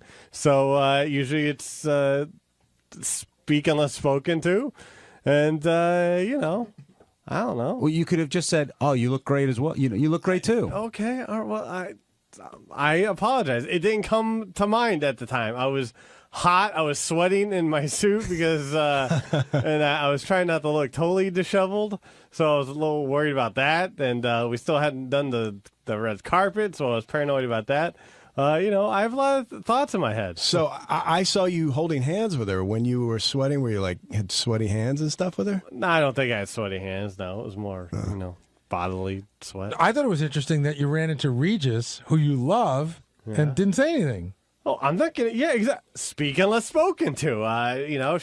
We were walking out, and she said hello to Regis and said, "Hey, Regis, I'm JD. I'm one of Howard's producers. Can't do that. Love the show." No, I'm not doing that. Did you think about saying something to him? I can't. That's a forced interaction, and I can't What do do you it. forced? It's your crowbarring yourself into someone's life. Were you hoping that Beth would give you the intro when you saw Regis was there? No, I was fine, but it was definitely cool to see him in person. I was like, "Well, that's fucking Regis." Because I love Regis. I saw the first time I ever saw Regis in person was he was at the Caldors in front of me buying a garbage pail. And I was like, it was a Saturday night. He's like, "Hey, how much is this garbage pail?" Do you blame yourself at all for the Reds' loss last night? We're gonna go right there, huh? It's a fair question. Fucking Pirates fan. So what time did you get out last night? What did you do? Probably about 9:15, 9:30. Okay, so you go where to watch the game? I got in a cab. I went over to I got Five Guys dinner, and then I came back here. You decided that you needed Five Guys before you needed to know the score? No, I knew the score. I have a okay. phone, and while I was waiting for the order, I had the MLB app on my phone, and I could watch the game. And that's when I saw they had scored another run, and then I came back here and just watched the rest of the Reds shit the bed. Were you in your suit when you got Five Guys? I was. Were you worried about? Oh yeah, I held the bag when I was walking over here. I held it away from my suit. Were you checking the score in the movie theater? No, not during the movie because I wasn't worried. I was, of course, it was in the back of my mind, but I was focused on the movie. But as soon as the credits started rolling, I dug into my pocket and checked the phone and saw it was 3-0. And I was like, fuck. So you didn't watch with Clooney. That was the plan, right? No, He's a Reds fan. There was no plan, but it would have been cool. But no, I didn't even meet Clooney or Sandra Bullock. No? Were they close to you? Well, they were in front of us. Like Beth was sort of taking pictures and stuff, and they were right there along the line. And again, no interaction with Dan Rather, huh? Hey, I'm Howard's producer. No, I did. I said hello, and did he introduce himself to you, or you introduced yourself to him? I think Beth sort of started it, and I said hello, and then at the end I said, "Nice to meet you." Was there anything in between? Not much between us. No. You didn't talk about the news or the movie. What the hell do I know is going on? What do I got? Am I going to talk to him about the government shutdown? I barely understand. Might be a Pirate fan. Shut up. I was just thinking, what's the most inappropriate thing that JT could have said to him? And I'm wondering how many times a day people just walk up and go, "What's the frequency, Kenneth?" Yeah. No, see, that wouldn't even come to my mind. I'm not a big REM fan. You know what? I'll take JD's side on this because and you can do it, Gary, and I give you a lot of credit for it. But if I see somebody walking into their building, I'm not going to walk up and introduce myself. Like it's awkward. But she stopped to talk to Beth. Regis stopped to talk to Beth, right? See, I would think that would make it even tougher because he would feel he's infringing on Beth. Like his privileges from Beth. I will bet at some point Regis looked over at you, and then you looked away. Usually somebody gives you an opportunity. Probably looked at you, and that would have been the part to go, "Hey, by the way, I'm JD." It was a fast interaction. We were heading over to the carpet, so I wasn't. It was fine. And John, you're a little disingenuous. You're very good at doing that. At doing what? When you see people that are sort of famous or people that you like, just being able to go up and walk. No, walk I up to could them talk to anybody, but I'm not gonna. I don't like interrupting people if they're doing something. I'm more like when I'll get there. But I don't feel like if I'm sitting next to somebody at an event. it's got to be natural. Right. Like I don't want to force myself. So is Regis now going like that JD guy's a dick? Like, were you standoffish? No, he's more like aloof. Who is that guy? He doesn't know who the hell I am. Didn't you see him at the premiere as well? Wasn't he there? He was apparently sitting at the end of our row. Howard and Beth's Asian kid. So was he following you or something? Like, no, I don't know. He probably just. You couldn't say, "Hey, we ran into each." I thought I saw you back at the. he was over on the other end. Oh, We were in the middle. We had direct middle seats. That was pretty awesome. Maggie in Long Island, you're on the wrap-up show. Hi, Maggie. Hello. Hey, JD, I just wanted to know, why didn't you say to Beth how good-looking she looked? You said you didn't know what to say. You felt uncomfortable. It just didn't come to my mind at the time fast enough. I just assumed, she's a model and she knows how to get ready. She knows how to look good for these things. So I apologized to her and I told her she looked good. So. At what point did you apologize? Like, when did you realize that you should have said it? I don't remember. I know when she said, "And what about me, JD?" Yeah, exactly. So, I'm sorry, And I said, yeah, you look good. But that didn't make the rest of the night uncomfortable, right? No. Sounds like you guys had a really good time. Yeah, it's fine. Are you used to getting booed by the paparazzi? Did that bother you at all? No, listen. I know how aggressive the photographers can be and how assholes they can be. So how assholes can they be? Oh, I mean, if they don't if they want you to do something, I mean, they were ordering Beth, look right.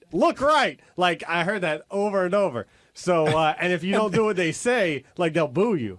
And what were they saying to you? Well, look away. Hide your face. I was letting Beth, take her pictures, and then she would direct me over, and then we take a couple more pictures, and then she walk a little further down the line and take more pictures alone. And there was a certain point that we hit where when she brought me over, and the photographers didn't take pictures; they just boo. Such assholes. They're such assholes. I walked away and I laughed. And then I got like 5 of them asking me, "Who are you? What's your name?" But if you were aware that happened before, that would have devastated you, right? If that was the first time. I think so. Yeah. I was telling this morning when JD was telling Howard, I was telling my humiliating paparazzi story. I got invited to an event. It was for Sony Trinitron TVs. They asked me to come. They asked me would I go in front of their their little red carpet.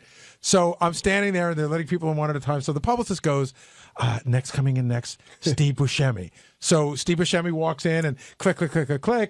Coming up next, Casey Affleck. He was there that night. Click. Then they go, Howard Stern producer Gary Dell'Abate. So they all put their cameras down. They all put them down. Nobody wants to take a picture of me. They actually put their cameras down? No, like they have them up. They have them up at their eye, and they put it down at their side. Like a sign of dishonor? Like military turning away? No, almost. And I go, so I just joking around, and I go, really? And the guy lifts his camera up half-heartedly, and it doesn't put it in front of his face, just clicks it once, like as if to be like, fuck you. It's so embarrassing. I get the same thing at the Emmys. It's click, all these stars, and then I walk by, and boom, nothing. It's the weirdest quiet sound you get, Kevin, Staten Island, you're on the wrap-up show.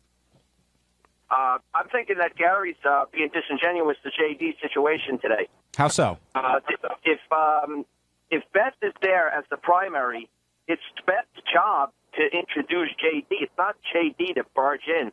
And, I mean, we know that JD's an oaf, but not in this particular case. Oh, I'm not saying he's an oaf at all. And you're right. Probably Beth should have said, hey, by the way, this is one of Howard's producers. But it doesn't mean that I'll say that JD's an oaf. No, but in this case, you're a dick. I'm saying in this case he wasn't. I'm not saying he did. It's no bad behavior. I'm just thinking, hey, there's a person he really likes. It's an opportunity to have an interaction. Yeah, but he's the secondary. I mean, it's Beth's job to say, "Look, I'm with JD. It's her job to do the introduction. JD did nothing wrong. He's supposed to hang back." I didn't say he did anything wrong. I'm saying, and you're right. But if he really wanted to, he could have said hello, and I don't think anybody would have been upset by it.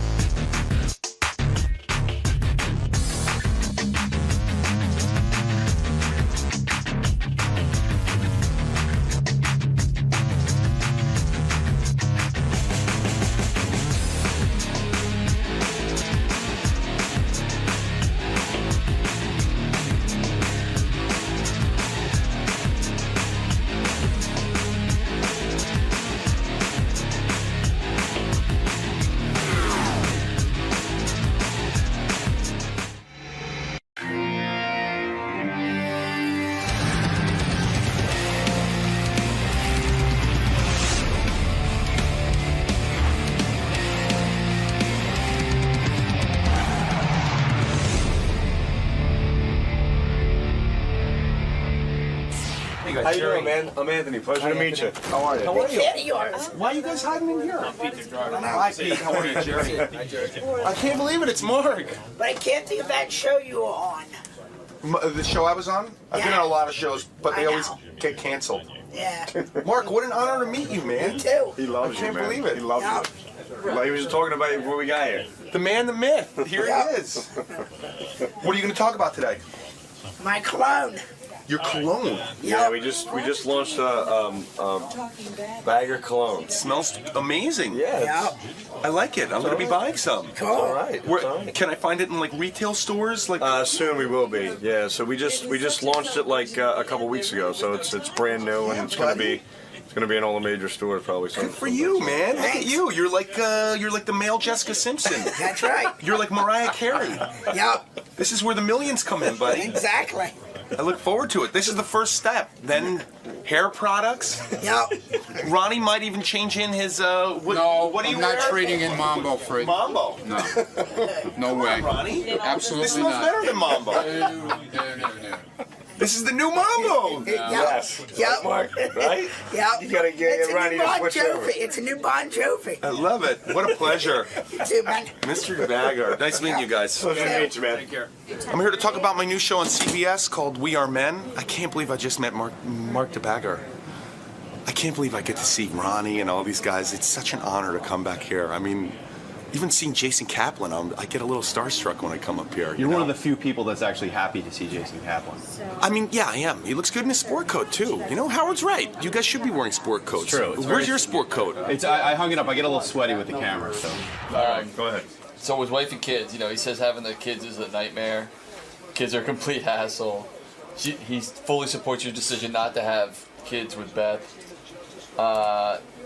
She said, that having kids ruin their sex life.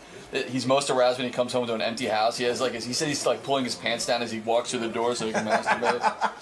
Kids are not for him. Ask him what's his go-to site. He said he had exactly. You can tell he's indecisive because he's like, he put tape over the webcam on his laptop because he's worried about, I think, like webcam girls seeing him jerking off. Goes in the bathroom. He's allowed to watch. He used the word allowed to watch one football game a week. Usually after the kids go to sleep. By the way, football's now on Thursdays, Sunday days, and Sunday nights. So he has to pick one game. That's How right. do you pick a game? He's got to pick the Chargers. That's his team. No other games. That's so great. He's really funny with it. Hey, he's got to watch the kids. Jerry O'Connell is in the new TV show We Are Men, premiering tonight at 8:30 on CBS, which is a great time slot for Jerry. You can't miss there. I mean, if you do, there's big trouble. I say, great lead. Hey, Jerry, I was saying you can't miss. I mean, everyone's going to say you can't miss with a lead-in like that. That's first of all, you're on CBS, in between two highly rated shows.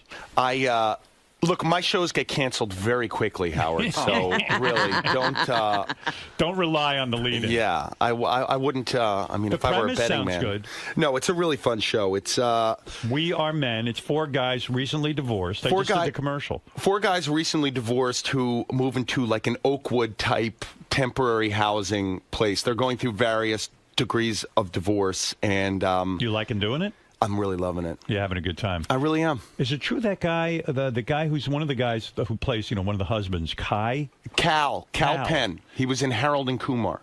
Right. Yeah. He left House, the TV show, the hit TV show to work House. for President Obama. Yeah. And what is his title? Because Gary just gave it to me. It's something important. I don't know what his exact title is. Associate Director of the Office of Public Engagement, liaison with Asian American and Pacific Islanders. I do know that we'll be working, and he'll pull his phone out and go, "I'm so sorry, everyone. I have to take this." And he'll walk off set and talk for about 5 minutes and come back, and I'll be like, "Was that him?" And he'll go, "Yeah, that was him." The president calls him? The president calls him, Wow. Yes. So the guy's a major player. He's a major player, yeah. Wow, that's kind of awesome. What the hell he's doing here, I don't know. Well, you know what, though? I got to say... Maybe it's an honorary position and doesn't have any salary. Well, yeah, I don't want to be cynical. Robin, how are you? I'm so glad to hear you're feeling better. Thank you. I don't want to be cynical, but I think it's incredible that a guy who is making big bucks on House, which is a hit show, to walk away from it all and then go do public service. I mean, hey, that's admirable. He's a smart guy. what can I tell you? Yeah. Super smart guy. But I guess he probably said to himself, hey, what am I doing in my career? I shouldn't be at the White House. I've got to be doing television and making some dough. I think that had something to do with it. I don't know. You should have him on. I mean, we're all listeners. You don't know. You don't talk to the guy? I mean, I didn't feel it was polite of me to say, like, why did you leave that office? I would think that would be the first thing you would talk to him about. I think he did. Look, I'm not you, Howard. I'm not interviewing people all the time. You're actually studying your lines, and is it a lot of lines to learn when you do a half-hour sitcom? You know, it's We Are Men is because it's CBS. They sort of they really like to stay on book, and things have gone through channels and stuff, and they really know how to do their comedies. And yeah, you got to know every. You have to memorize an entire script, pretty much. Yes.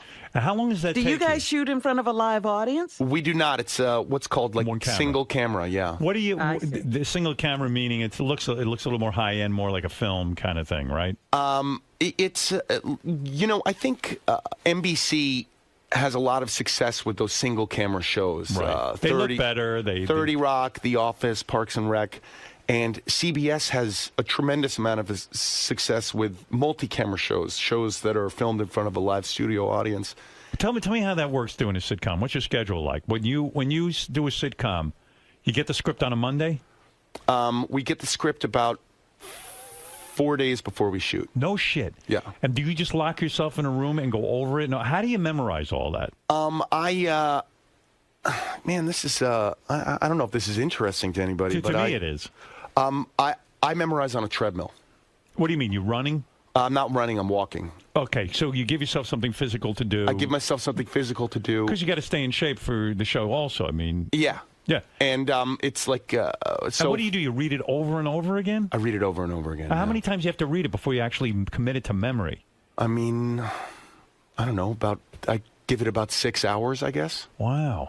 I don't even know that in 6 hours I could memorize a whole script. You get used to it. It's like a muscle, Does somebody run the lines with you? No, but a lot of our Tony Shalhoub, who was Monk. Yeah. He's got a different system. He's got someone he runs lines with, and that's how he memorizes. So you walk on a treadmill for 6 hours. But that requires not for 6 hours. I'm saying no wonder you're in good shape. For those 4 days that I have the script, I jump on the treadmill about 6 times. And no kidding, God, I just think that's the hardest thing in the world to memorize one of those scripts. It's a muscle, I mean. Do you ever fuck up while you're filming and forget your line? Sure. Oh, you do? Yeah. And they're tolerant of that. To a point. To a point. You can't keep doing that over and over again. You can't. Do you think that's the hardest part of the job? Like if you didn't have to, if you didn't have to memorize a script, it would be a cush No, thing. I have to tell you the hardest part of the job, I think much like you, is, our days on Mondays start at like 5 a.m. It's just getting up early is tough. It's just getting up early. And why? Do you wait around a lot? Do you just sit in makeup and wait around? Yeah, what's happening on Monday? Yeah. Well, it's just they start early on Mondays, and then we usually work till about 5 or 6, and then. But you're not shooting Tuesdays, on Monday, are you? Yeah. Oh, you're shooting. Monday is shoot day. Okay. We shoot 5 days a week, and I'm exhausted because I have those 2 fucking kids who. Oh my God! What's going on? I mean, it sounds like a nightmare. You can't say that about your I children. can say it yes, on you here. can. I can say all I want. You sound like you're in hell. No, you know I'm what I not like in about you? hell. Because at least you're honest. Most guys come in, oh, it's so great, it's so easy. I It's love not. my children. It's great. Listen, I work with a young guy named Chris Smith who's married, and I think I'm going to do it, man. I think we're ready to have kids. And I'm like, why would you ruin a perfectly good relationship? Why would you do that? I know a lot of people. I tried to tell you. Hey, listen, man. I know a lot of people give you hell for, not having kids, babies, and all that stuff. Yeah, I mean, I have 3 kids, but I'm not one of those people, Howard. Why would you? I mean. I have these kids now. I've never been to Italy. That's not going to happen until. How is your relationship? I mean, Rebecca is such a fun girl. Like, it's Rebecca's great. not fun. Rebecca sends her best. She says hello. I send her my love.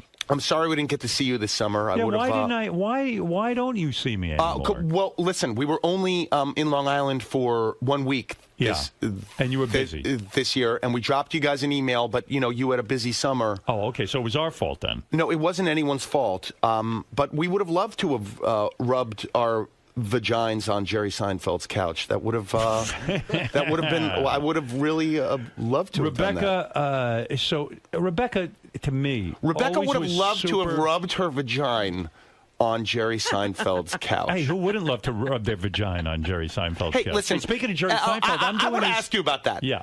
Okay, so we're referencing a party I Wendy went to. Cummings Whitney Cummings putting her vagina on Jerry Seinfeld's couch, which Right. was mentioned here on the show. Yes.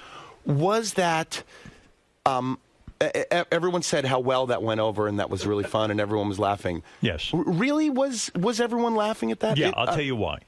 Whitney, I brought Whitney with me. Listen, I love Whitney. I know her. She's hilarious. I brought Whitney with me to Jerry's house. I know. I called Jerry's wife and said, is it okay if we bring guests?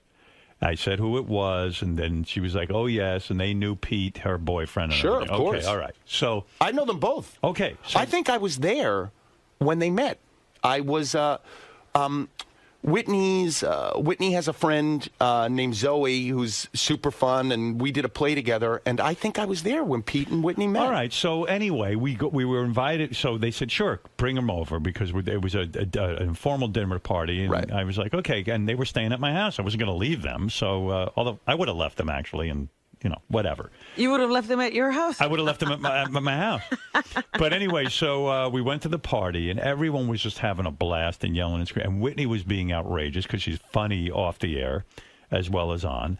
And then all of a sudden, Jerry's wife, she was going at it with Whitney. And they got into this like pseudo-yelling thing. And then with that, Whitney flung a glass at Jerry's wife's head, and a glass? Yeah, it was crazy. It was like, but they were laughing. And did it shatter like Mazel Tov shatter? Yeah. And I was mortified, and I was like, wow, this is getting crazy.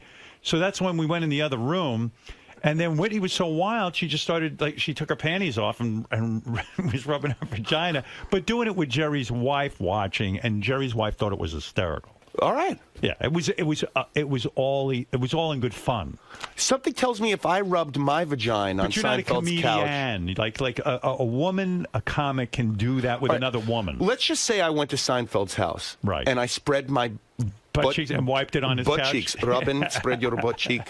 And I rubbed my dirty anus on his couch. But you know what it is? She's really pretty. Wouldn't he be like, Howard? That fucking guy is never allowed here again. He left shit stains on my white leather couch, and I'm not touching it. You want to know the truth? I didn't know how it was going. I said, oh, fuck. I brought her here. Now she's rubbing her vagina.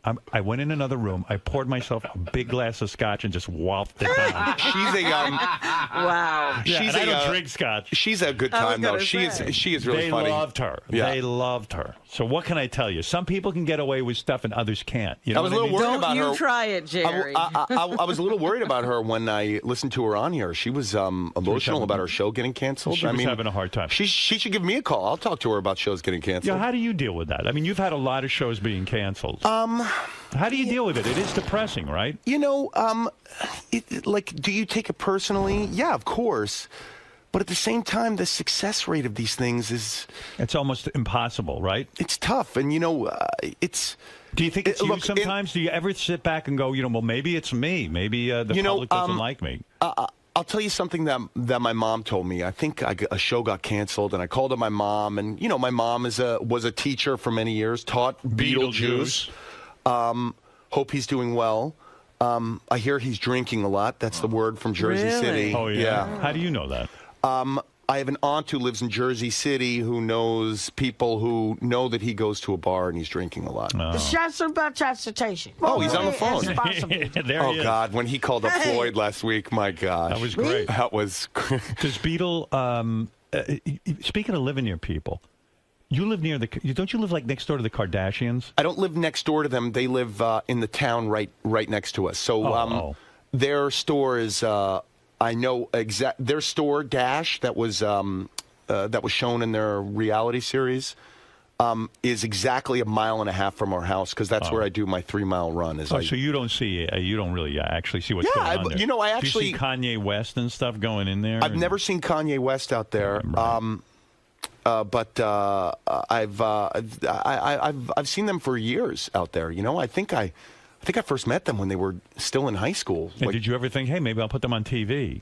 They're very friendly. They actually. But who would have thought to put them on TV? Because they were really nobodies, right? No, I mean, I sort of understand it, and I get the appeal of their. I get the appeal of their show. You know, I mean, they have funny storylines on it and stuff, and they're real pretty. And don't you think the ultimate show would be your home life with Rebecca and these two kids? Because it would be. You're on lockdown. Well, firstly, if we did have a reality show, child services would play a prominent role. You say that your children have ruined your sex life, and I don't think you're joking, right? Well, no, I mean they haven't they haven't ruined my sex life. They've just taken it away. Do the kids get in bed with you guys at night? They do. Yeah, they do, and which so, is a bummer. So you can't obviously, like, I mean, there you are next to one of the hottest women in the world, Rebecca, right? And you can't roll on top of her and fuck her. So how often are you fucking? Honestly, we're pretty good about that. We're pretty good about once a week. Be honest. I would say a little more than that, but not much. But not much more than that. You still get blowjobs and stuff, or is it just like you just roll right on top of them? Things when you have two 5-year-olds in your house, You're things have to happen quickly. And luckily, I've been told I'm very fast at that. I need like 10, 15 seconds tops. So you don't need a blowjob, is what you're saying? There's no time for. Were blowjobs important to you when you were single? No, I'm not a blowjob guy. I'm more of a vagina guy. Me too. When you say, because guys overrate all that stuff. I just. I mean, occasionally blowjobs are necessary if maybe you're not in the mood. Right. But for me, I'm especially now that it's funny. I was talking to a buddy of mine who also has a couple babies at home, and we used to take this like a male like enhancement. It was natural. Oh, like a Viagra? Not a Viagra. It was like an over-the-counter. It was like something you got at like a GNC or something. Why do you need that? Well, this is when we were younger and we were running around. And you were a man whore.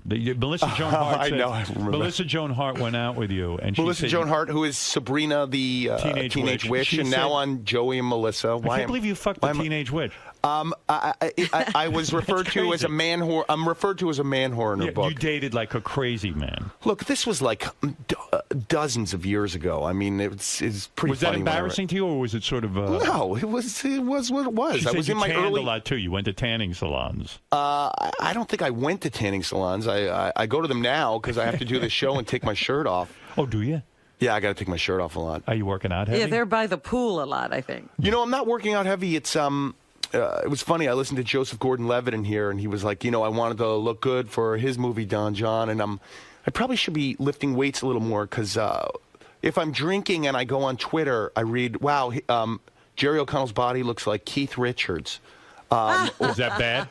I mean, I don't think it's good, Howard. Why? You're in good shape. I know, but it's good. It's good Howard shape. It's not You're like thin. Yeah, but that's good though, isn't it?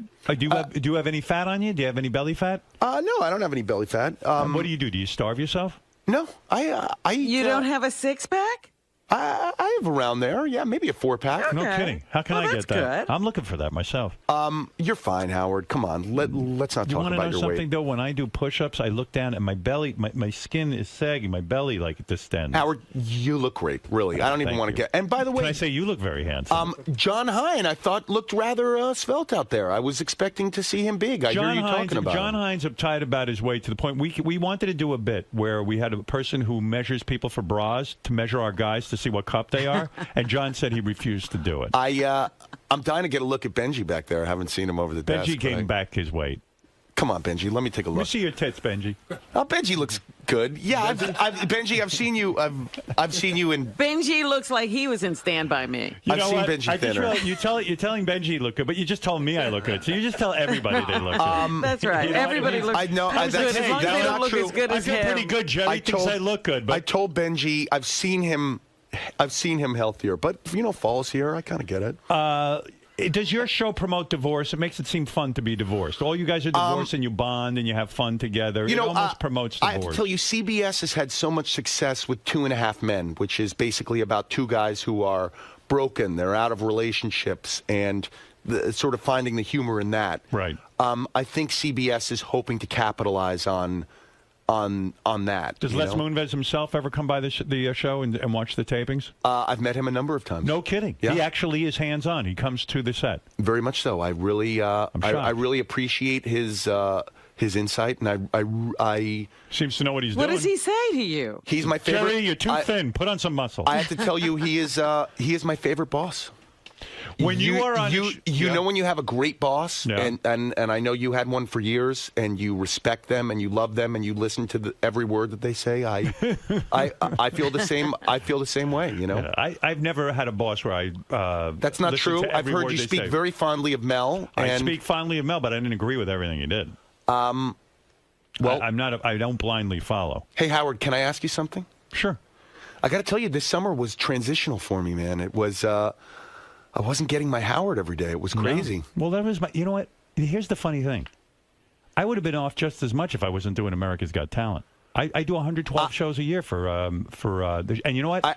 Rather than be like a TV show that takes the whole summer off, you know, when they go on hiatus, I'd rather do it where I come in during the summer for a couple of shows and at least maintain. You know what I'm saying?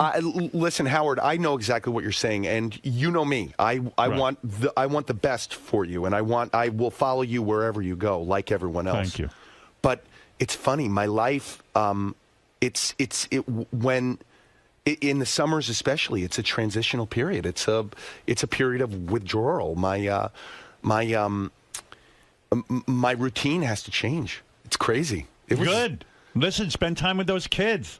Oh, God. Why are you not having a nanny full time? That's your goal, to spend more time with the kids, and yet you're miserable. You say your sex life is down to once a week, pretty much. You know, you're chasing. But be honest, you're chasing kids around. You say you masturbate more now than ever. No, that's not true. That's not true. I masturbate less and less. Isn't it true? You go on a lot of these websites and masturbate. Well, sure, but I mean, I'm not Anthony Weiner. Website? What is your favorite? I didn't say you're I'm not Anthony plugging some free porn website How unless many they put do you money go in my to? pocket. All right, let me ask you this: how many do you go? I go to one specifically. YouPorn? That's where I go to one. Yes, that's most likely where I would go. Now, what do you put into the search I find that engine? YouPorn is the safest. I find that the least amount of pop-up windows come up where there's some sort of webcam happening. Where I have to. I'll tell you an embarrassing story. I went to work the other day and I opened up my computer, and there was a large piece of black electrical tape over my laptop webcam. And somebody next to me was like, "Dude, why you have tape on your webcam?" Right. And I was like, for no reason. And it was highly embarrassing. I mean, I do that because you were paranoid that they can see you. Well, I'm just paranoid I'm going to be in a compromising position, i.e., my pajamas down, jerking off, and there's going to be a still image of that, which is going to be worse than like taking a dick selfie, because you're going to see my face and hand and me bent over with that weird face, right? With that weird, like, oh God, don't look at me, don't look at me. How many times a week are you jerking off? Twice. Well, listen, I have a very difficult time pleasuring myself at home. I can't do it if my children are in the house. I can't do it. I certainly understand that. It's I just can't do it. And, you know... Because you're torn. You're like family man, but then you want to be jerk-off guy. I just can't do it. Those fucking children, like, wake up at all hours of the night. I can't relax. Like, when I'll tell you when I'm most erect. Yeah. I mean, when I'm most aroused is when I drive home. Let's say I get off early. I get off at 3 p.m. Right. And I drive into my driveway, and there are no cars in my driveway. Oh, it's like Nirvana. That means the kids are at school. Right. My wife is out. Right. No one's there, and I'm jump out of my car. I'm undoing my pants, Howard. I'm running up the stairs. I have a heart on. I like run over to the computer. Like I put the dogs outside, and I'm like, guys, tell me if anybody's coming up this driveway. And I literally just go to it, and I'm just. You put the dogs outside the room, right? Yeah, I don't want them looking at me. I'm the same way. But then I let them back in because somebody's got to clean up what I did. Right. These are jokes, people. Relax.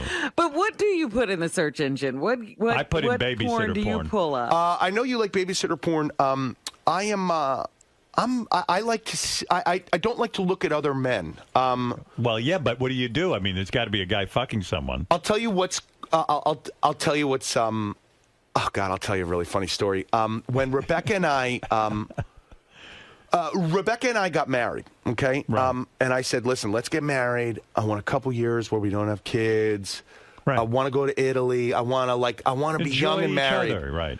So we get married, and Rebecca's immediately like, we have to have children. And I was like, but what about the trip to Africa? What about the plan? And Rebecca was like, look, let's just try now because sometimes it's difficult to do this. That's true.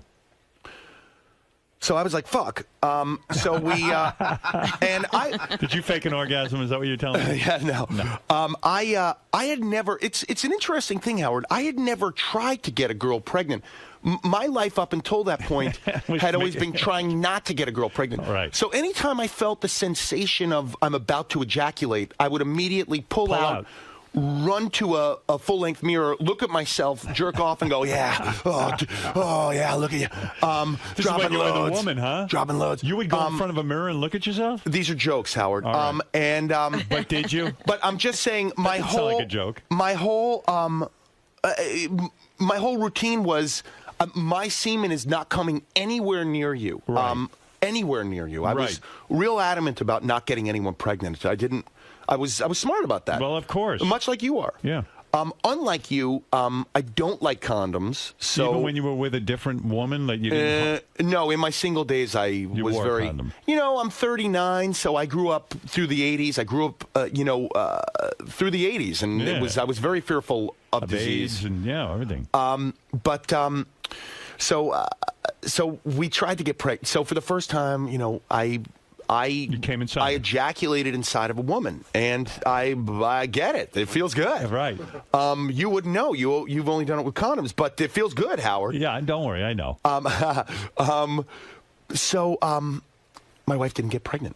Right. I thought for sure, all right, there we go, life over. Right. Rebecca didn't get pregnant. We tried again. Rebecca didn't get pregnant. Right. And so Rebecca said, listen, you got to get your shit checked out. Right. And I was like, my shit? You got to get your shit checked out. Right. And so I had to book an appointment at whatever you call them, fertility place. Fertility clinic. So you go into the room. And you got to jerk off. First of all, it's so embarrassing because you go there, you see a group of other guys there. Some guy saw me. I guess I had worked with him. I didn't remember him. He was like, hey, Jerry. And I was like, oh, God. Is that true? This is a true story. Oh, my God. He was like, Jerry, what's up? What have you been up to? And I was like, oh, nothing. Jerking off. And it's like everyone knows while you're there, trying to get pregnant. And then you went in the room, and they have magazines and porn, right? Well, they have, actually, this place, first of all, the room is like, it's like a little cubby. I went once to Times Square with a perverted friend of mine. I went to NYU. A guy who was a fucking real pervert that I went to NYU with used to go to those Times Square little rooms where you put the tokens in. Yeah. And he was like, you got to come up. It's amazing. You got to come up. So finally I went with him once and I got some tokens and I went in that room and it's disgusting. It smells like ammonia and like the window comes up and the women in there are like smoking cigarettes and like some people are like fingering them and it's just not like hot. it was not arousing at all. Right. I mean, I was just like hiding in the corner of my phone booth with the window up. To those all the time. I didn't even use all my tokens, but you still have them. And then when the window comes up, they all come over to your window because they want money to give you a hand job through the window. Benji knows all about it. Sal knows all about it. What about the fertility clinic, though? So I go to the fertility clinic, and they had a DVD, and I put it in, and first of all, they don't let you use any lube.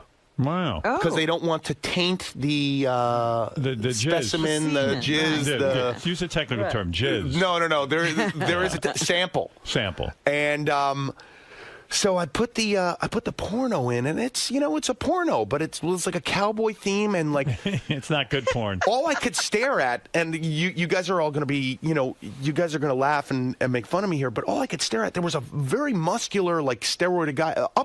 Getting back to the point of, I only like to watch women masturbating. Oh, really? Specifically with dildos. Oh, that's wow. my thing. I hate that. That's my thing. Yeah. That's the only thing that makes me come. I search it. I'm very good at finding the one that I really like. What do you put in the search engine? Women who masturbate? I just go to categories and I go to masturbate. Good for you. And that's mine. I used to be into like extreme close-ups of vaginas. I'm not into that. Of the anatomy? I don't Yeah, because that's really all. I got to tell you, I'm just a vagina guy. Do you like to see when a guy comes? Well, listen. Yeah. So I put the DVD in, and all I can see is this guy, just like this Balls muscular and guy, ass. and he's like all steroided out, and he's got zits, and he's just like, and I found myself just staring at him, and I was like, I'm not gonna, I couldn't come, and I was actually. Poor you. How long were you in the booth there for? I was Whatever, in. I was room. Howard. Listen, I went on my lunch break. Yeah. And I was fucking sweating. I was sweating, and I was wearing my work clothes, and I'm just like I'm taking Can't off you my just tie. jerk off? Like last night, I jerked off thinking about just girls, and I just tugged on it, and whammo. You know, no, I like the sounds. I like some You sort like of to see- stimulation. you You gotta know, see something. Does Rebecca know you jerk off, or do you tell her, or do you just kind of keep that private?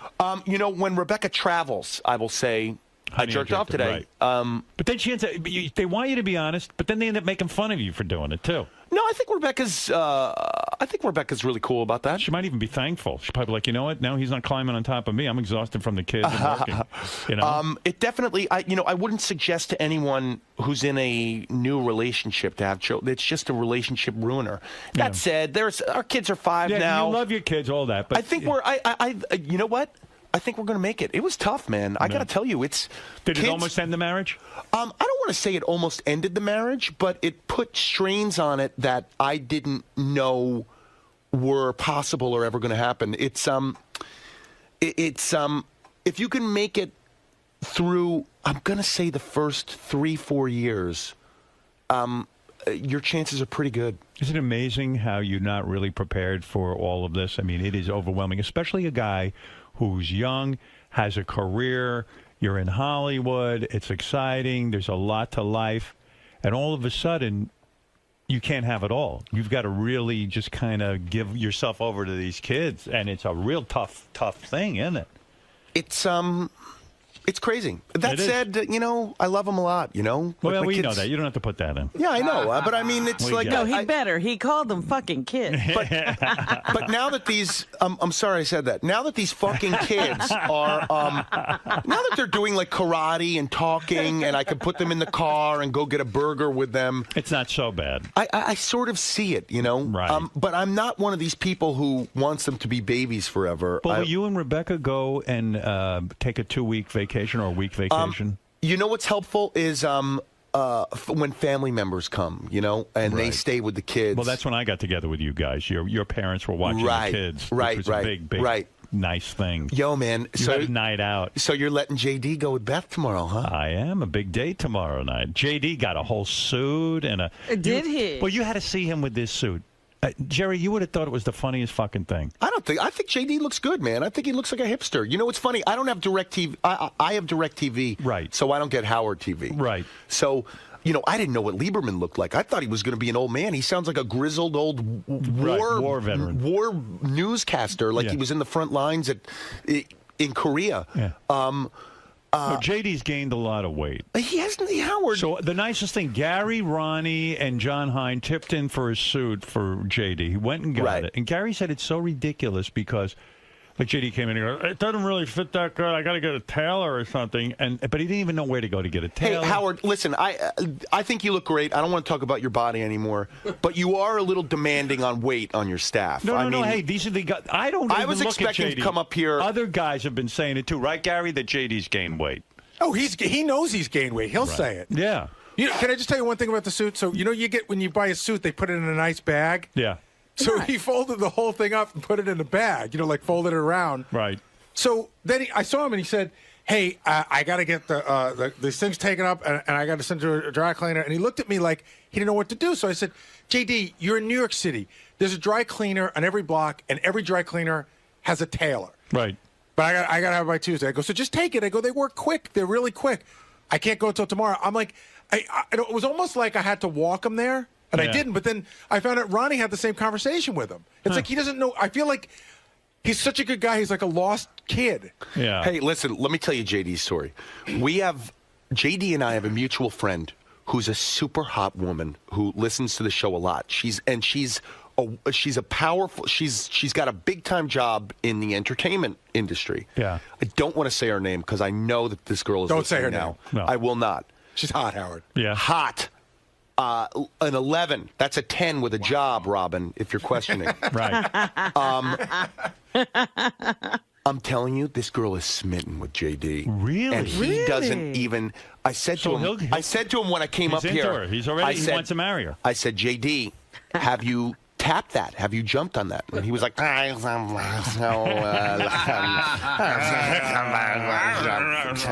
why doesn't he? Is she from New York? I'm saying now, JD. All right, let me clear up. Don't say her name, JD. Don't say her name. She'll kill all of us.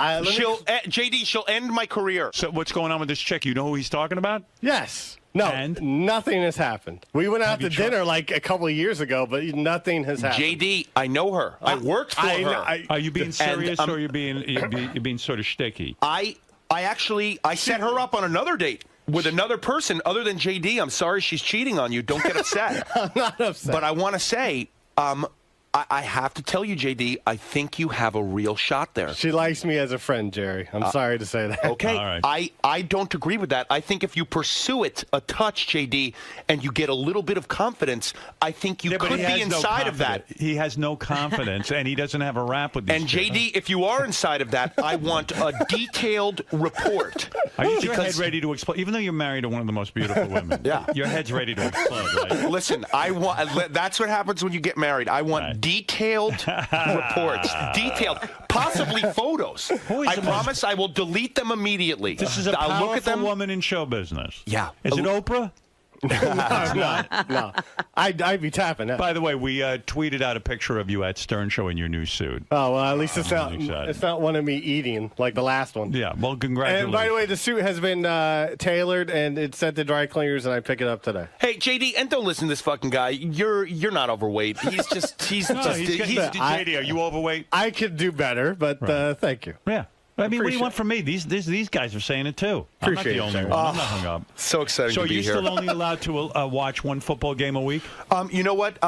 That's no longer a rule. But you know, wife said, let me tell you, I work all week, Howard, and I only get the weekends. So I only give myself one game a week that I watch. I'm sorry, Robin. My fucking kids only allow me to watch one game a week because every time I turn the TV on, anything that's not animated, they go, "This is boring. This is boring. Turn this off." Your son? I don't have a son. I have two daughters. One is a boy and a girl. I have two daughters. One is a little masculine, possibly lesbian. One's Dolly and Charlie. Charlie's a boy. It's a unisex name. It's a girl. No, Charlie's a boy's name. Charlie is a boy's name. My brother's name is Charlie, and we named our daughter Charlie. Yeah, that's why I thought you had a boy and a girl. It's two girls. They're two girls. Oh, my God. Definitely. What must be going on in that And house? they won't watch football with you? Oh, God. What a shame. You know, one of my daughters who is rather... Did you take the kids to a nightmare vacation at Disneyland? I mean, listen, I don't know if you took your kids to Disneyland, but it's a fucking nightmare. First of all, you walk in the door, you've already dropped $3,000. Right. And so you're already thinking about all the money that you've spent. And... then you're there an hour and your kids are like, I want to go home. And I'm like, you're not fucking going home. You're going to take a picture with Mickey right now.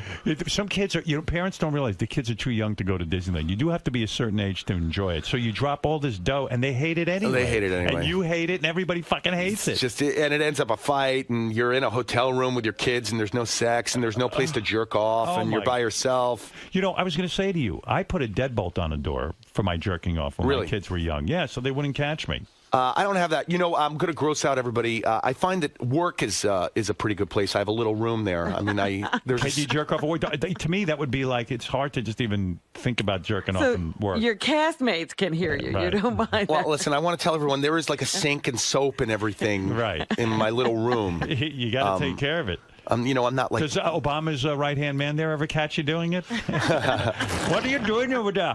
He does not speak like that. He is Indian American, but he does not speak like that. Johnny, open the door. I want to see what's going on in there. He does not speak like that. Yes, I do. He's from New Jersey. No, I speak like this. He speaks with a New Jersey accent, to be honest with you. I'm going to get President Obama to tell you not to jerk off so much. He does not speak like that, but he is Indian American. Look, final question. Is it more pressure on you than the other guys in the TV show? Because is it considered like your TV show? No. You know, No, we're all of we're a those team. guys are well known. Yeah. Yeah, we're a team.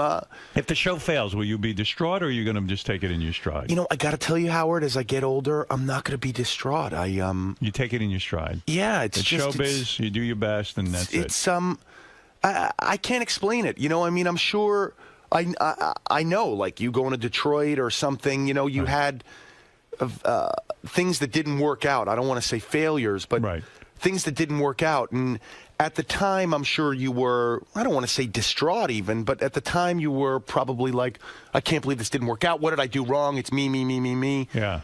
But at the same time, it's also circumstance. You know, it's not. If the show fails, do you worry that Rebecca might look at you differently and say, oh, you know, my husband's a failure? No, because we both get it. It's sort of, that's sort of the nature. Joy. It's the joy of also being with someone who's also in the business is that they get it, you know? Will she put up, will she still dress up in hot outfits and stuff? Oh, yeah, man. Rebecca's looking good these days. No, Rebecca, I saw her on TV. She looks amazing. Rebecca's looking real good. good. Will she put on like a sexy outfit in the bedroom, or she just too exhausted for that? You know, no. These days it's more like just T-shirts and shorts. But you know what? I kind of like that. You know, I mean. And then you just get her naked and fuck her because you have to do it quick because the kids are around.